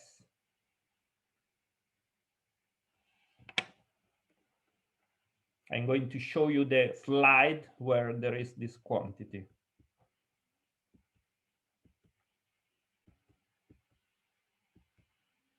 Here, you see?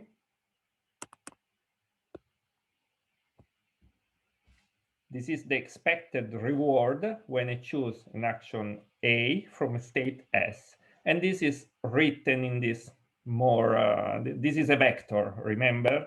I have shown you, this is a number, and when S is moving, this gives you the average reward vector. So I will write this simply this way. And this is, so the average reward vector value plus the discount factor. And now, what is this? This is the reward of the return starting from the next state. So this means that I'm taking the expected return starting from next state. That means the value of the next state, and I arrive in this next state. So I have to make a sum over every possible next state, and I arrive in this next state with a probability that was given by that transition matrices. Remember the notation of that. Okay, so this is a equation, system of equations, of course, relating the value in the state S in a recursive way with the value of every other state S prime. Instead of saying every other state S prime, I will often say the next states. Why I say next states? Because in this sum, of course, the only relevant states are the ones where this probability is not zero. That means are the states that can actually happen as a consequence of a certain chosen action from the state S. Is this clear? This just a clarification question. Yeah.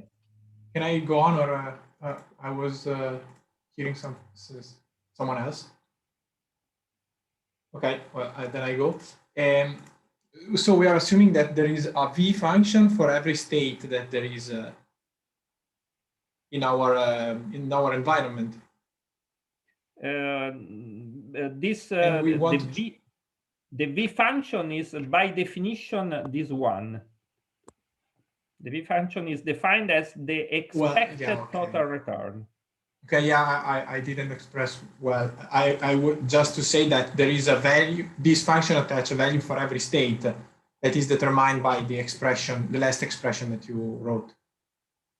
Yes, say it again, because I'm not sure I understand.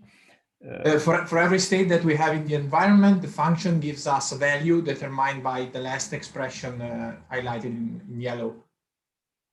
This one that I'm circling? Exactly.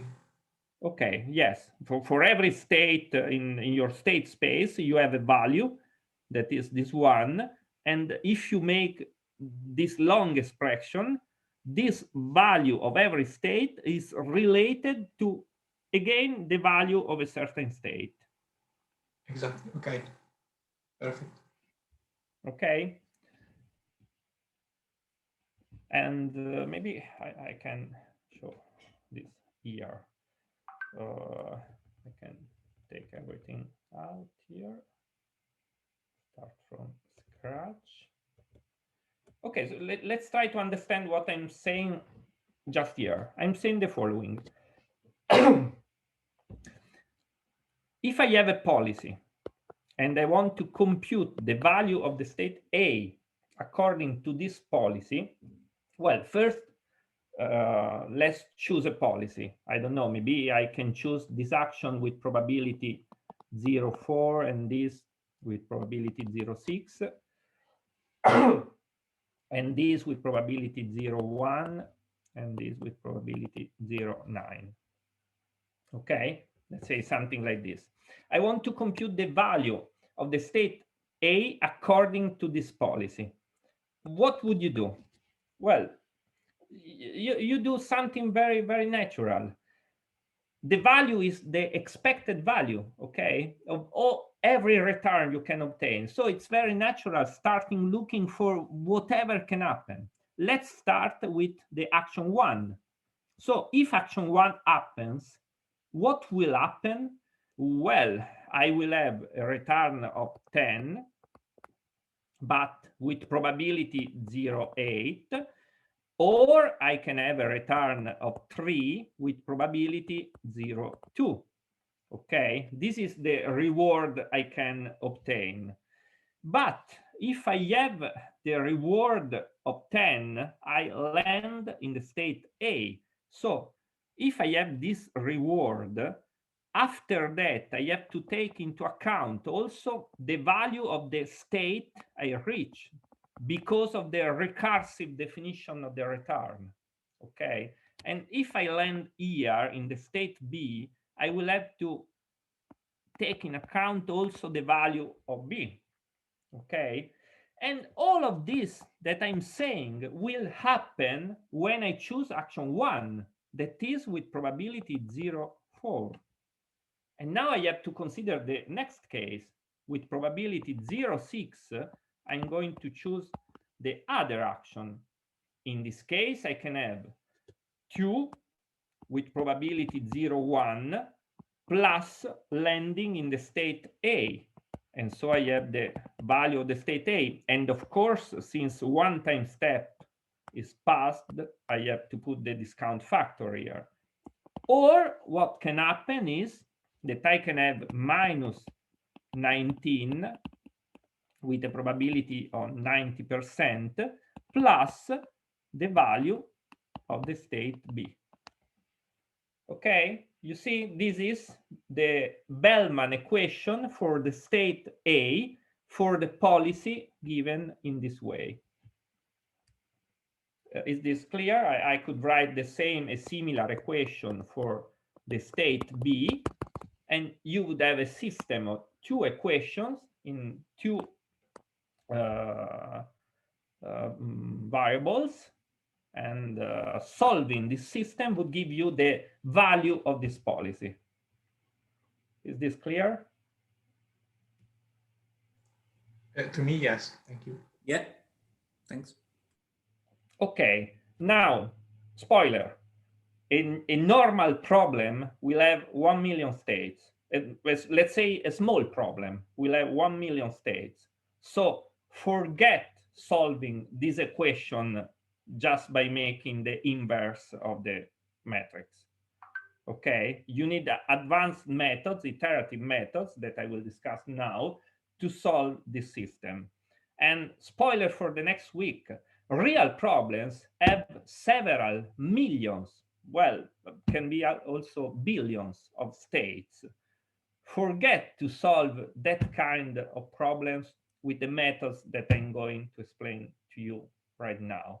We will need to reduce, in some sense, the dimension of the state space and of the action state space, and we will need to use approximation of this tabular case, approximation of the value function that is for the moment described by a table, by a matrix. If you think about this, describing the value function by a matrix means having the exact value function. When this table is too big, too large, you need to approximate this value function. But this is for the next week. Okay, so this is clear for the moment, right? Let's go here. And this is the value of S. Maurizio. Yes. Maurizio, could you please go back to the previous slides? Previous, you mean? No, to the this one, yes. Why we don't multiply on the right-hand side of the equations? Why we don't multiply V pi A times the probability of landing in A? We should, of course. And VB for the probability of landing in B. Oh yes, this 0. My fault that I wrote first the reward. because I should write 0, 2 times the reward plus this. Okay. And the same in every other. Okay, thank you. Yes, you're right. This is the problem of improvising this kind of things. Okay. What is important? Okay, I'm stressing out that in all this, what I'm saying, there are always two probability distribution in this game: the policy and the probability, exactly this one, the distribution model. Okay, one is the one that we control, the other one is the one that is just happening. Okay, in the same way, this is the Bellman equation. So this is the Bellman equation that we just wrote. And what you were saying is the fact that there is this this probability. Okay, and in the same way we have done this, we can do this Bellman equation. This is the Bellman, a similar Bellman equation for the action value function. Okay, as an exercise, you can try proving this. It's very easy. Look, the Bellman equation now is for a certain action that we have chosen here. Okay, we have this action A. So take the previous Bellman equation. You are not taking this average over all the actions because the action is taken. So you are just taking this part. Okay, but since you want a recursive equation not for the value but for the Q value of the pair SA, you need to rewrite this part here in terms of this. Okay, and so what you obtain is exactly the same, the reward plus this part. If you check, this is exactly the same as in the previous slide, and this part is just the value of S prime. Okay, so this is a hint for the exercise if you want. Okay, then another thing I want to point out. In order to do this, look at this sum. This is the sum over every state in the state space. Okay, you are doing this sum because you are averaging everything with the distribution model. You are using this probability pervasively, continuously. Okay, in order to do what I'm telling you, you need the model. Okay, we point out here, this is the distribution model. And as I pointed out in the original, in the beginning with the robot toy problem, usually we don't have the distribution model. Okay, but for the moment we are assuming we have it. Okay, maybe you didn't notice it, or maybe you noticed. These are linear equations. And moreover, these are linear fixed point equation, because remember, this is written as a linear system, but you could easily rewrite this in something like this. V pi as a vector equal to something that I would call the average reward vector plus the discount factor, and this is just a row by column product of the transition probability matrix times the vector. Okay, so this is apparently a linear fixed point equation. The same you could do for the quality value of the pair SA. And this means that you can use iterative methods to solve this fixed point equation. And in the same way, if you think about it, the optimal value function is actually the value function of the optimal policy. And so you can write again the Bellman equation that you have for every policies. This Bellman equation, it is true for every policy. In particular, it is true for the optimal policy, right? So you can write this equation for the optimal policy. And think about it. If you write this equation for the optimal policy, look, this is exactly the same. What is changing is this one. Why? Well, because remember the optimal policy, how it is built. The optimal policy is taking the best Q value, is taking the argmax, is taking the action. In all this action, the optimal policy is choosing just one with probability 1. Which action is choosing? The action that when you put it here inside this part will give you the maximum of all these possible values. And so the optimal value function is just the maximum of this part. It's almost tautological what I'm saying. Anyway, if you don't get what I'm saying, it is not really important. The important part is that we have optimal Bellman equation, Bellman optimality equations for the optimal value functions.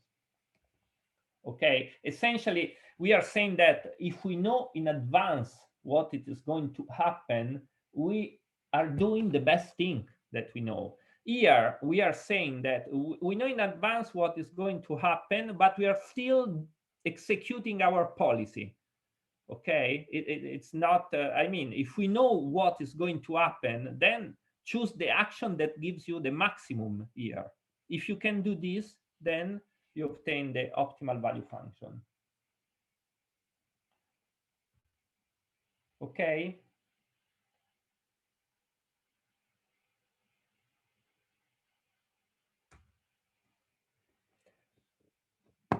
Very good. I hope you are following because we are almost at the end. And these are the most important algorithms we are going to learn, because this is the starting point of a lot of algorithms in reinforcement learning. Now, we have, let's get back to the slide. So the Bellman equation is a fixed point equation. Okay, but this means that it is an equation, right, like this. Let's use x, that maybe is usual, or let's say x equal to f of x. Now, if you want to solve this equation, there is a very natural iterative methods given by the fixed point Bannack theorem that says this. First, define an iterative sequence, recurrent sequence, or recursive sequence. Oh my God. Well, you understand what I mean. This one, putting x0 equal to whatever you like. And now assume that this sequence is converging to a limit. And then it's just trivial to apply the limit to both sides of the equation. Of course, f must be continuous, but it is usually. And you obtain that the limit of this equation, or this sequence, is exactly the fixed point you were looking for. Okay, so this is just a general iterative method. And the fact that this fixed point exists, that means that this sequence is converging to something, is given by the fact that the equation the F part is what is called a contraction. Okay, we are not entering in details. You could prove that this is actually a contraction, and then using the fixed point theorem finish this argument. But what I mean now is that we have this algorithm to build the fixed point, at least to approximate the fixed point. Okay. So, well, what I just told you is the next slide. First, let me talk about this slide. We are now using what are called value-based methods. That means we are doing the following 3 steps. Okay, the 3 steps are this. First, prediction. Given a policy, compute in some way, spoiler, the way I just told you, the value of this policy. The value can be the state value or the quality value, one of the two. Okay, for the moment, let's think about this one. When you have the value of the policy, try to do an improvement, meaning find a better policy using that value. Now I will explain how. And you agree that if you can do the 2 things here, then you can put together in a cycle, let's say prediction and improvement, and this cycle at the end will give you the best policy, that is the optimal policy. Okay, this is the kind of method we are now going to use for all the week. We are now describing how to predict the value of the policy, and then how to improve the value of the policy, and then we put together the 2 steps in this cycle, and when we are satisfied with the approximation, we can exit the cycle and we have a policy which is almost optimal. Okay, and these 3 steps can be done in different ways. According to which different way you do one or the other step, usually the most variable step is the prediction step, then you have different methods or algorithms. And now I will describe a certain way to make the prediction and a certain way to make the improvement. All together, these will form an algorithm which is called policy iteration. Policy iteration. Okay, prediction. I already told you. Just apply iterative application of Bellman equation. That means this one. Start from any state value function and use Bellman equation to define the next approximation of the value function as, let's say, Bellman for the Bellman operator of Vk, and then stop when a certain condition is satisfied. Okay, this is the prediction step. This should be very, very clear before going on. So I will give you 30 seconds to ask questions.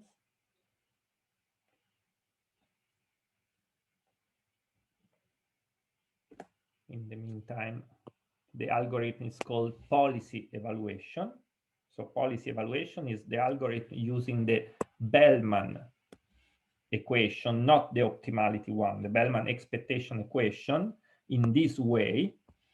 You see, this is not the Bellman equation. The Bellman equation is the one when V is the same in both sides of the equation. This is just a definition using the Bellman equation to define a sequence of vectors. these vectors are storing at each step, they are storing a value function. They are storing an approximation of the value function of the policy. Okay, again, terminology. Updating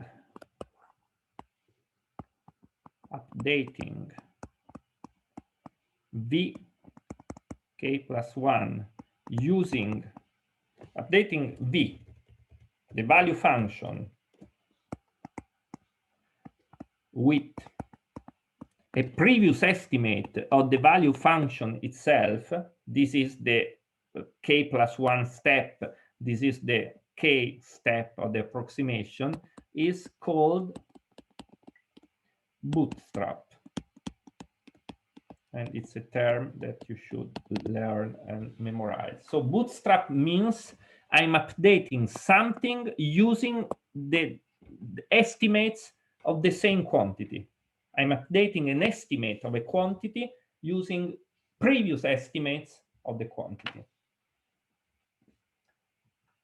Okay, this is the prediction. Now what is missing? The policy improvement.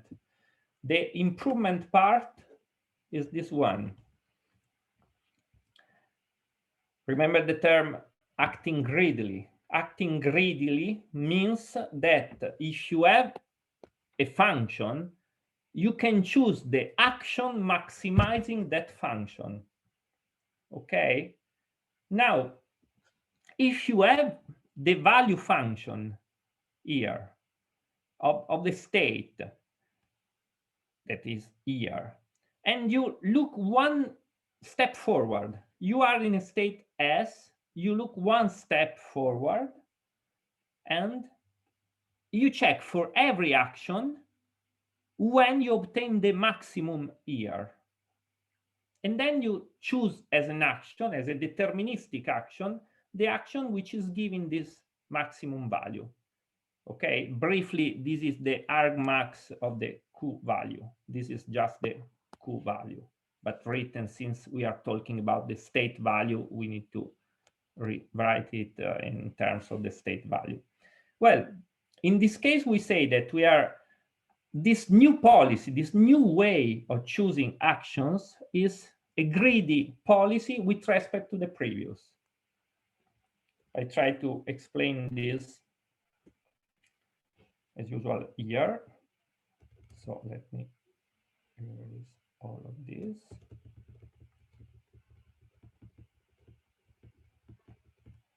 So let's assume, for instance, that we have computed, for the moment, we have our approximation of the value of the state A is 42. And our approximation at time step k of the state B is 21. Okay. Now I'm asking you to choose a better policy, to choose a different policy from this one. Well, you have to tell me what is the action that I have to take in A, the new action. Okay. This is, so let's call it P prime, because pi is this policy here. So somebody helping me here, because you're too silent now.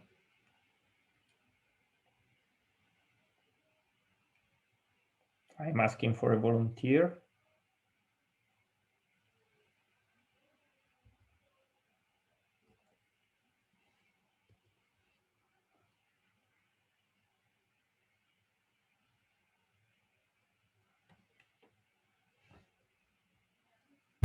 Let's say maybe here you have the value. Let's say we finished the prediction step. I'm asking you to do this, that is this, to choose an action in this way, greedily.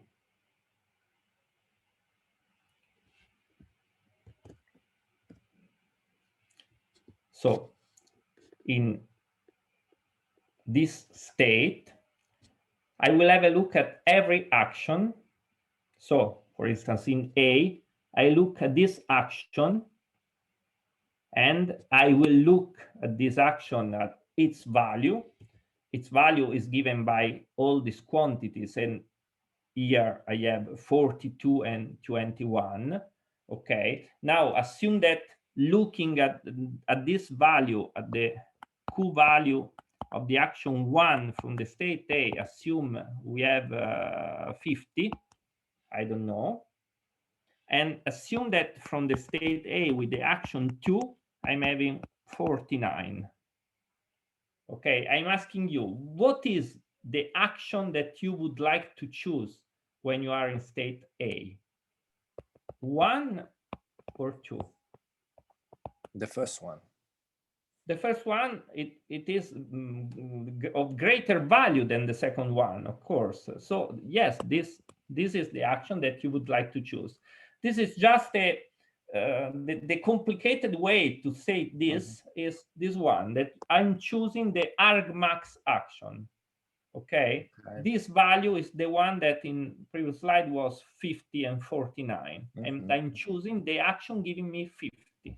Okay, the argmax. This is what I'm saying, and this is the greedy policy with respect to the previous policy. Okay, now question: do you think that P1 is better than pi1 is better than pi, meaning that the value of pi1 is greater or equal to the value of pi for every state? Do you think it is evident, I mean, or do you think it is true but you're not convinced? Are you asking if this is obvious or? Yes, I'm asking what do you think about it? If you think it is obvious, yes, it no, can be. It's just I will just understand your question. Yes, I'm asking what do you think about it? If I do this, okay, I choose a new policy, choosing the best action in every state, in the way I was describing, okay? And now I'm asking you, can I say that this new policy is better in every state than the previous policy? That is, can I say this?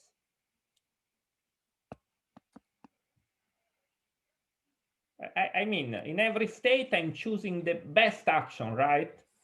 While the original policy is not choosing the best action, it's choosing one of the actions. And so I'm tempted to say that the action that the original policy is choosing in every state will give me less, or if I'm lucky, exactly the same, but can never give me more than the maximum that it can give me, right?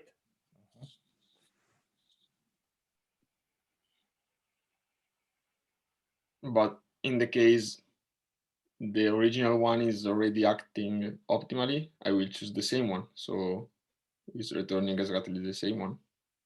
Oh, yes, this is a greater or equal, not greater. So yeah, so in the cases in which pi is not acting optimally, I will choose a better one.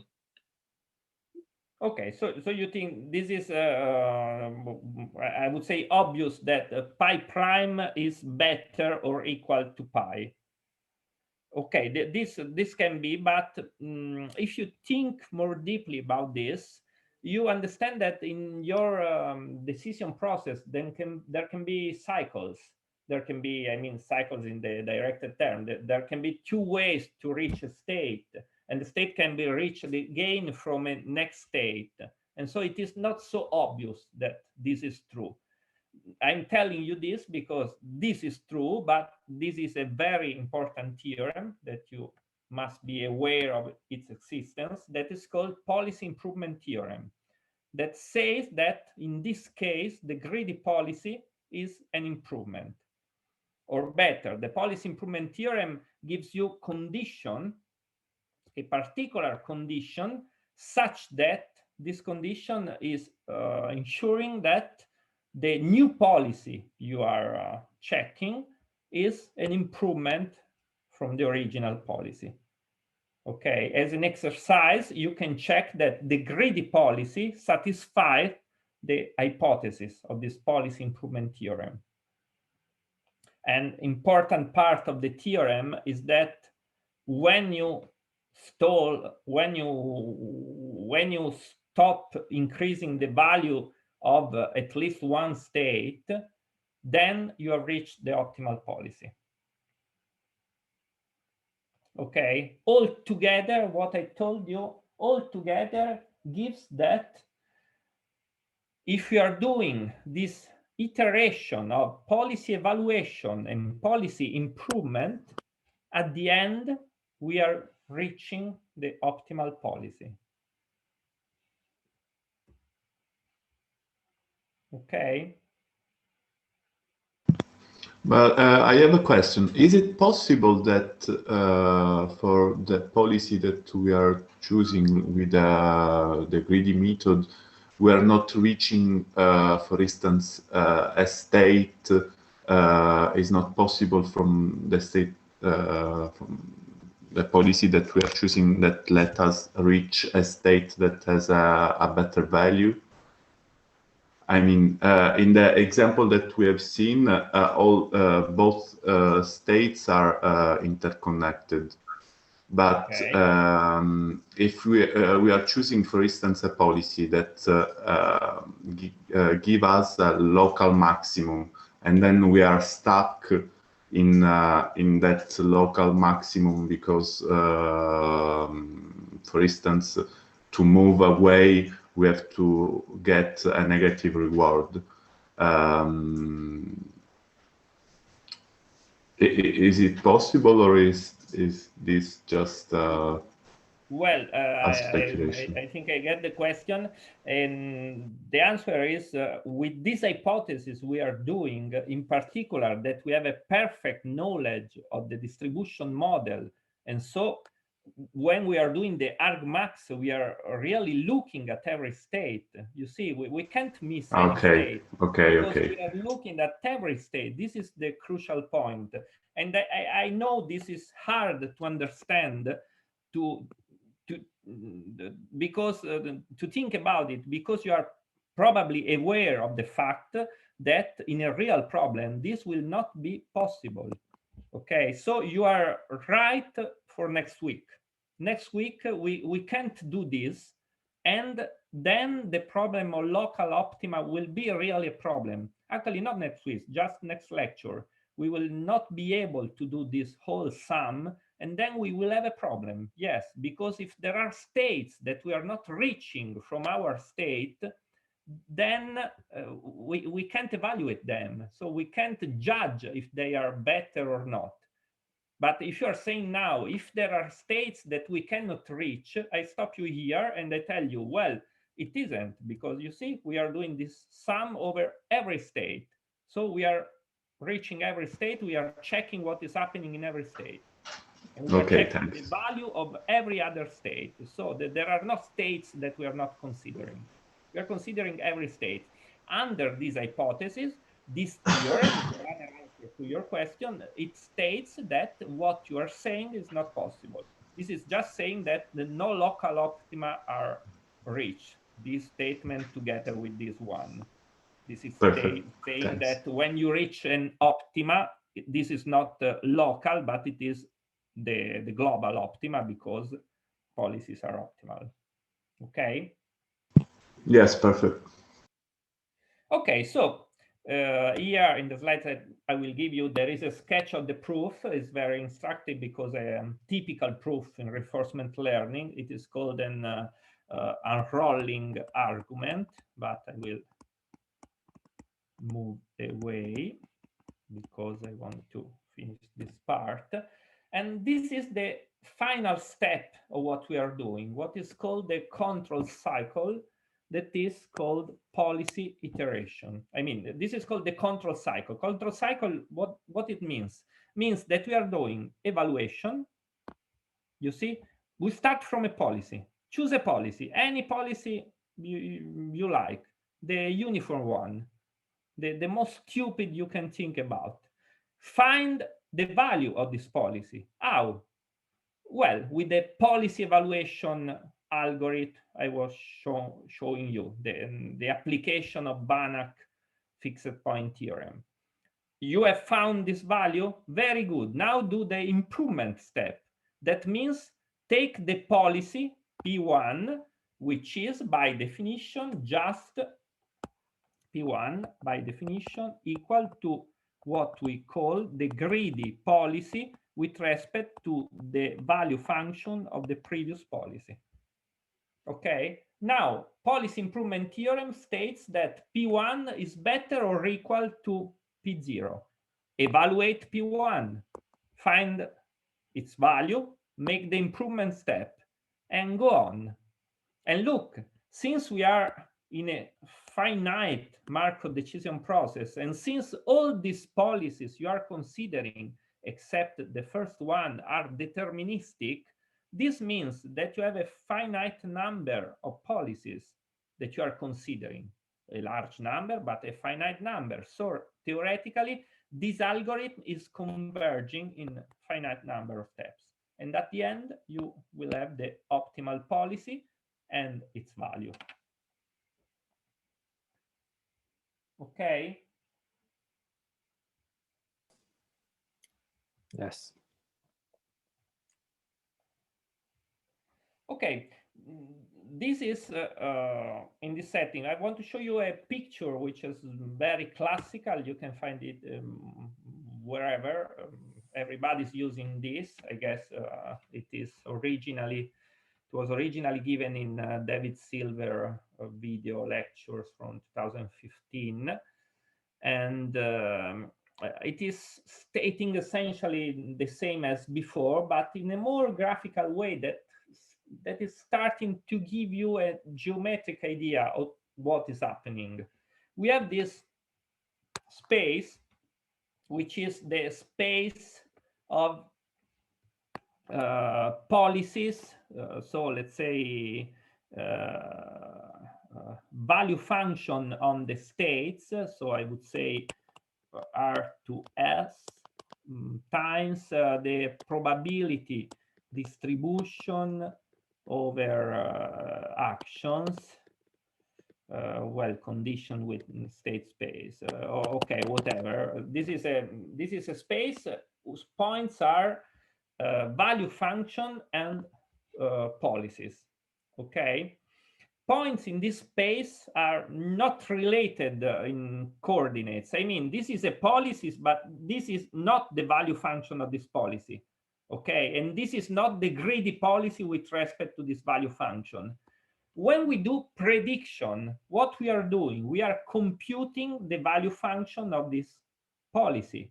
That means we are moving from this point to another point in this space, which is very particular because this time the second coordinate is a policy, but the first coordinate is the value function of that same policy.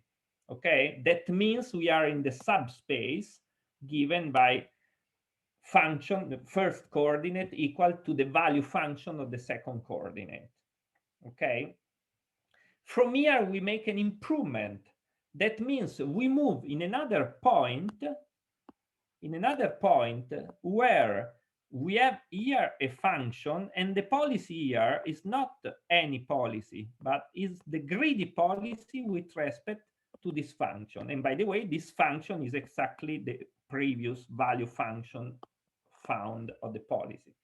Okay, and what the control cycle I was showing you shows that is this iteration is converging to a point where the value function is the optimal value function and the policy is the optimal policy.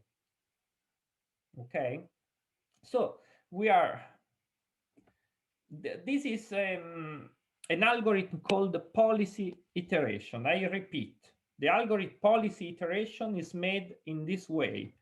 Start from a policy, whatever you like, random policy, I mean. You don't know anything of the problem, you just choose the action throwing a dice. Then use policy evaluation. That means iterative application of Bannack estimate of the fixed point by the fixed point theorem, by the argument I have given to you, which is very, very clear, assuming that sequence converges. Then you have an estimation of the value function of your policy.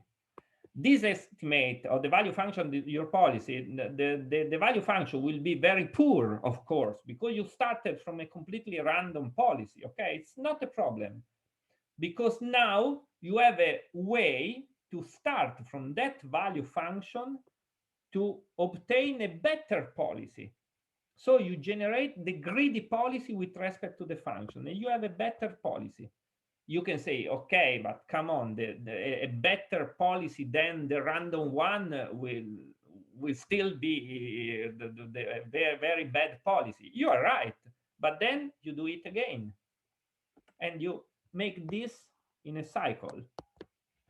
And for whatever we have said, eventually you will have the best policy at all, okay? All this is an algorithm which is called policy iteration, okay?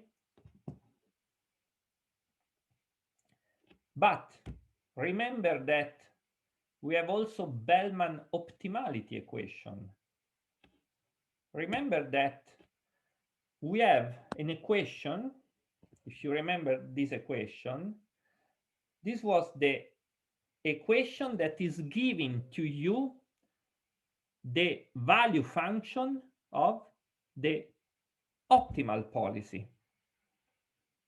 Okay, so if you apply the same argument for evaluation of the value of a policy, that means iterating the corresponding Bellman equation, in this way you can obtain directly the value function of the optimal policy.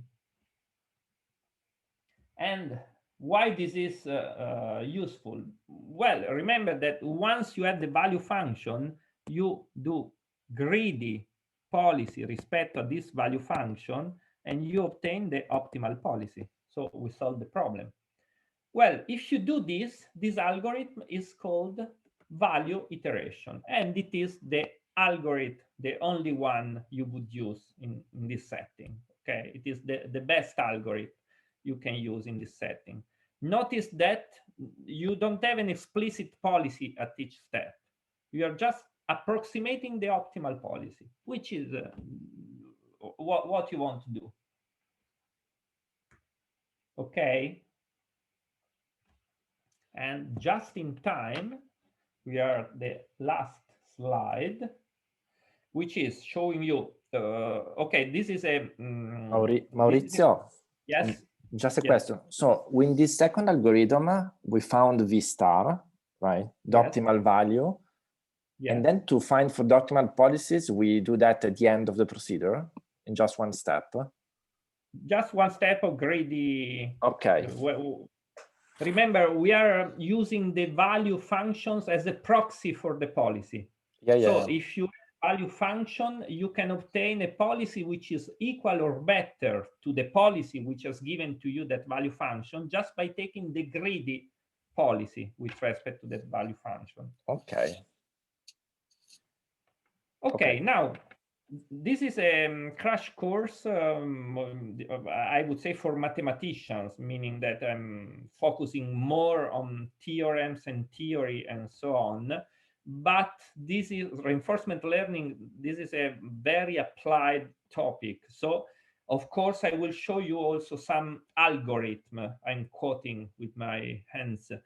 By algorithm, quoted algorithm, I mean this is a pseudo code. That means it's not a code written in a particular language, but I'm going to show to you because I want to point out how easy this is. These are really 4 lines of code. You can implement this algorithm in 7 lines, 4, 5, 6, 7, 8, 9. In 9 lines of code, okay? And essentially the absence is this one. In this way, you are storing in a table, please listen to me, storing in a table the value of every state, value of every state, okay? Remember this for next week when we will have 100 million of states. Forget storing 100 million of values in whatever computer you can have. Okay? But anyway, for small, not so small problems, this is a very feasible algorithm called value iteration. This is the pseudocode. And now, to conclude, I want to show you a beautiful implementation of all of this that you can find on the web. This is a link when you will have the PDF. By the way, the PDF of this first lecture is already in the shared folder. Let me know if you can't have access for whatever reason. I can send it to you by email. And in the shared folder, I'm putting also some must-read papers if you want to go deeper in these things. Okay. I want to show you this. Okay. Can you see this? Yes. Okay, so this is a grid world.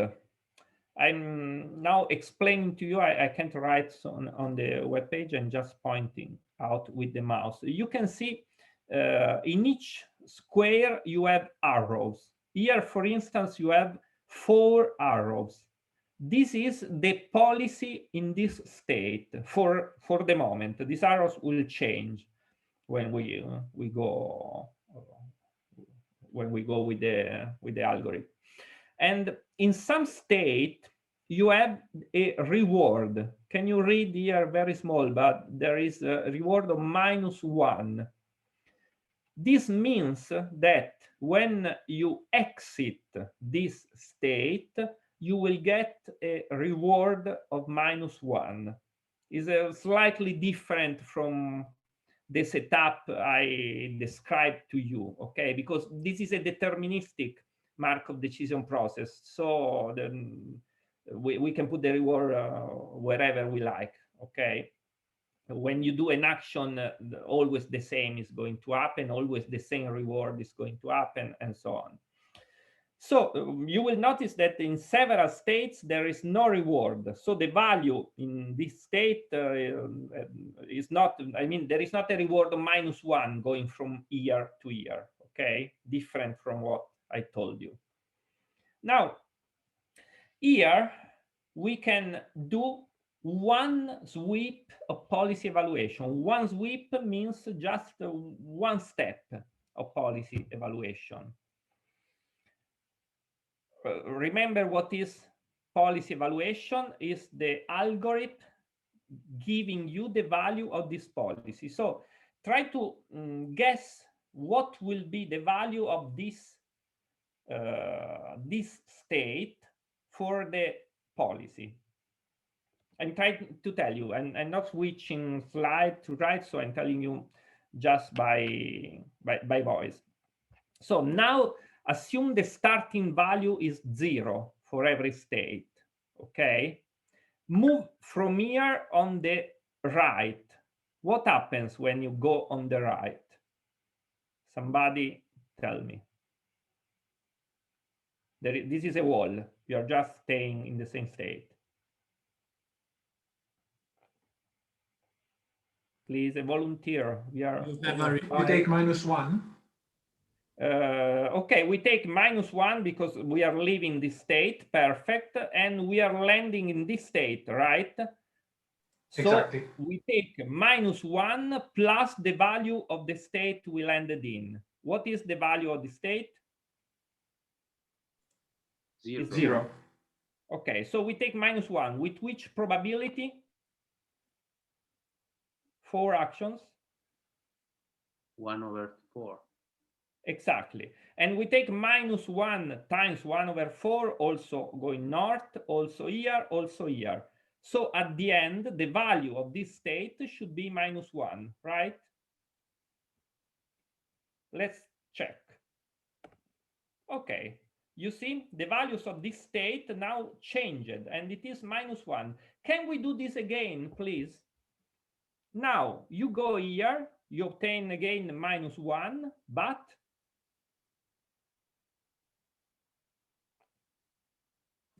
please tell me.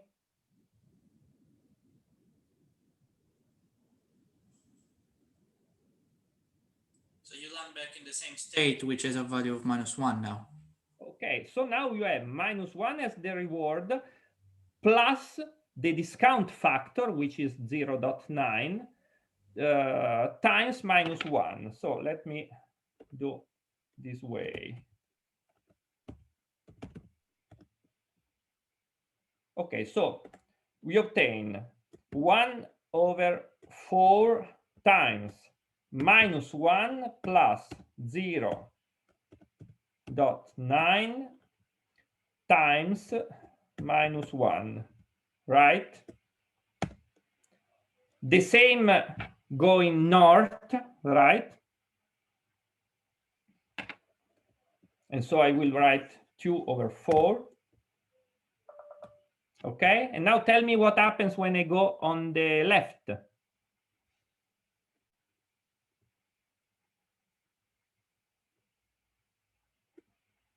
I'm going from here. You take -1 with probability 1/4. 1/4 -1 and no more. No more No because more I because, land in state exactly okay. with the value 0. And this happens also for south. So I obtain this one. Let's check the result. So -145. Let's check if this is true. Okay, congratulations. Is this nice? This is the value of the uniform policy, okay? Now look what happens if I do the policy update. This policy update is the improvement step. Tell me how the arrows here in this state will change, if they will change. At the moment, the policy is going in every direction uniformly. If I take the greedy policy, where do you think the greedy policy is going from here? Either left or south. Either left or south. Let's check. Congratulations. You see, only 2 arrows, left or south. Because of course, why should I go in a state that I'm estimating it is -145? A very, very bad value, okay? And so on. I could do 7-step policy evaluation and 1 policy update and so on. But this is altogether, these 2 steps are called policy iteration, okay? But I told you another algorithm that is value iteration. And I can show this to you just this way. This is toggling value iteration. Value iteration is doing this and this, 1 and 1, 1 and 1. This is value iteration, okay? 1 and 1, 1 and 1. And if I toggle value iteration here, you can see this going on. And you can see now the policy is almost no more changing because this is the optimal policy. Okay. So the optimal policy is telling you that if you are here, you have to go south. This is, I haven't told you, this is the terminal state, the only state with an initial reward of +1. And when you reach this state, the game resets and you start again, the episode ends. Okay. Well. Sorry. Yes. Maybe we run out of time. I don't know the organizers. What do they think? But it's just a quick question to see if yes, I have understood. Because I was getting confused while you were explaining, because I see that Bellman equations are those mathematical tools. I come from an economic environment, background, so I am biased towards the use of those mathematical tools. But the framework you described us today is the one that, let's say, a program uses to reach a result. Is not something that we want to implement using the program, for example. Well, if you have a problem to solve, you need to implement this algorithm. I don't understand maybe the question. No, because, okay, I can try to make it more practical. Usually Bellman equations are used for life cycles. So what, for example, a person has to decide to consume during his life. But okay. So the techniques you are so my question is, the techniques you are teaching us are useful to solve the problem I described you before of the consumer, or are useful for the program, let's say, that or the language to solve other problems? What do you mean by solving the problem of the consumer? You mean finding the optimal policy, right? Yeah, exactly. Okay, so these techniques will help you, will allow you to find the optimal policy. And in order to apply this technique, you need to write a program and apply this program to that problem. Okay, okay. That was, okay, perfect. Okay, and I'm not sure I was wondering whether the mathematics behind the functioning of the program. Well, yes, of course. These 3-hour lectures was more or less why this technique works. Okay. Okay. Yeah. Okay. This is another point. If you want to learn reinforcement learning, you can do this in a very pragmatic way. A lot of people is doing this way. Forget this lecture. Just take the last slide and just take this pseudocode. Or probably just find the software with the code, the value iteration algorithm already implemented. You don't know what it is from, why this is working. You probably don't know the terms. I mean, you don't know what is the distribution model and so on, but you can still apply the software, use the software. I mean, you probably drive a car, but you don't know exactly how the engine works, right? What I'm teaching you is a lot of engine working, and I will show you the code and how to apply this code if you want to solve real life problems. Okay, that was my question. My question was related to the engine. Okay, perfect. Sorry if I was not here. Thank you. And if you are concerned about whether these applications have a interest in your academic life, I mean, just pragmatically to publish papers, consider that you take one instance of a single problem that is not yet solved, you solve with reinforcement learning, and you are publishing very well. So no, okay, well, I was not concerned about publishing. I was just curiosity, but okay, thank you. Okay. Maurizio, can I ask a very last question about the example, the last example, just to understand if I understood correctly? Web page, you mean? This one? Yes, yeah. Okay. With respect to the general framework you have shown before, in this example, the distribution model is the generative, right? Given an action, I have just one. Is deterministic, and is deterministic. It is that from here you choose the action go right. The distribution model will send you to this state with probability 100%. Yes, with probability 1. Okay, that's the connection with the Okay, perfect. Exactly. And usually, I mean, the MDP setup is can seem very theoretical, but there are a lot of decision problem where what is going to happen is really stochastic. Okay, just in games, just think about backgammon, for instance. You had to throw a dice, so what happens depends on the distribution model that can be easily described. Yes, in this example, it was known and deterministic, right?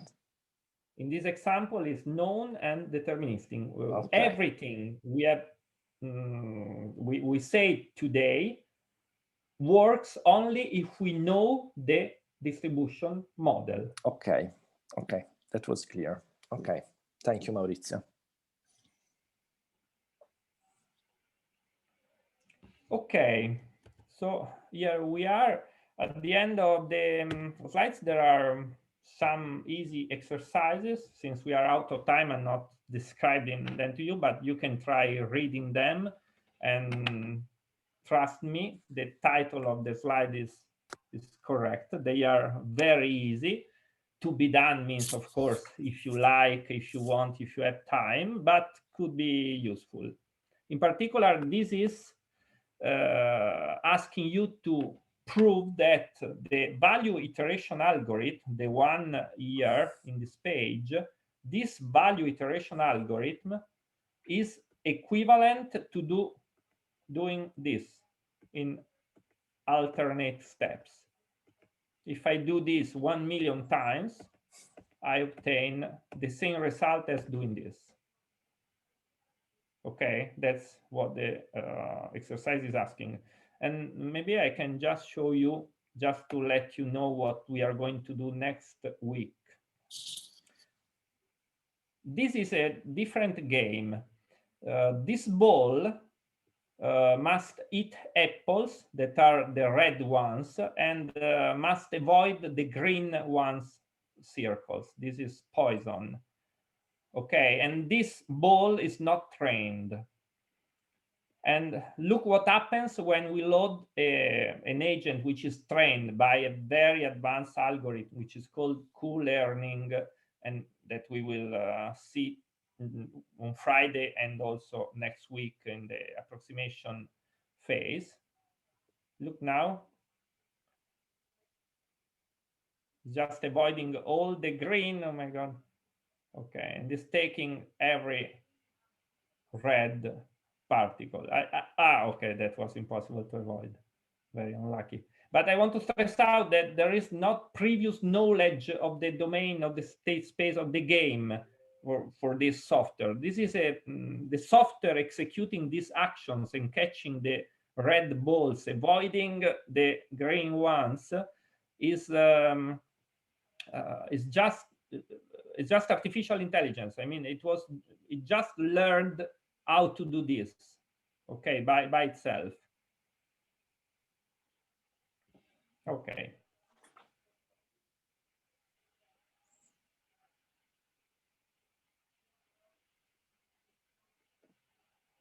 Okay, I would say that here we are, and this is the end of the lecture.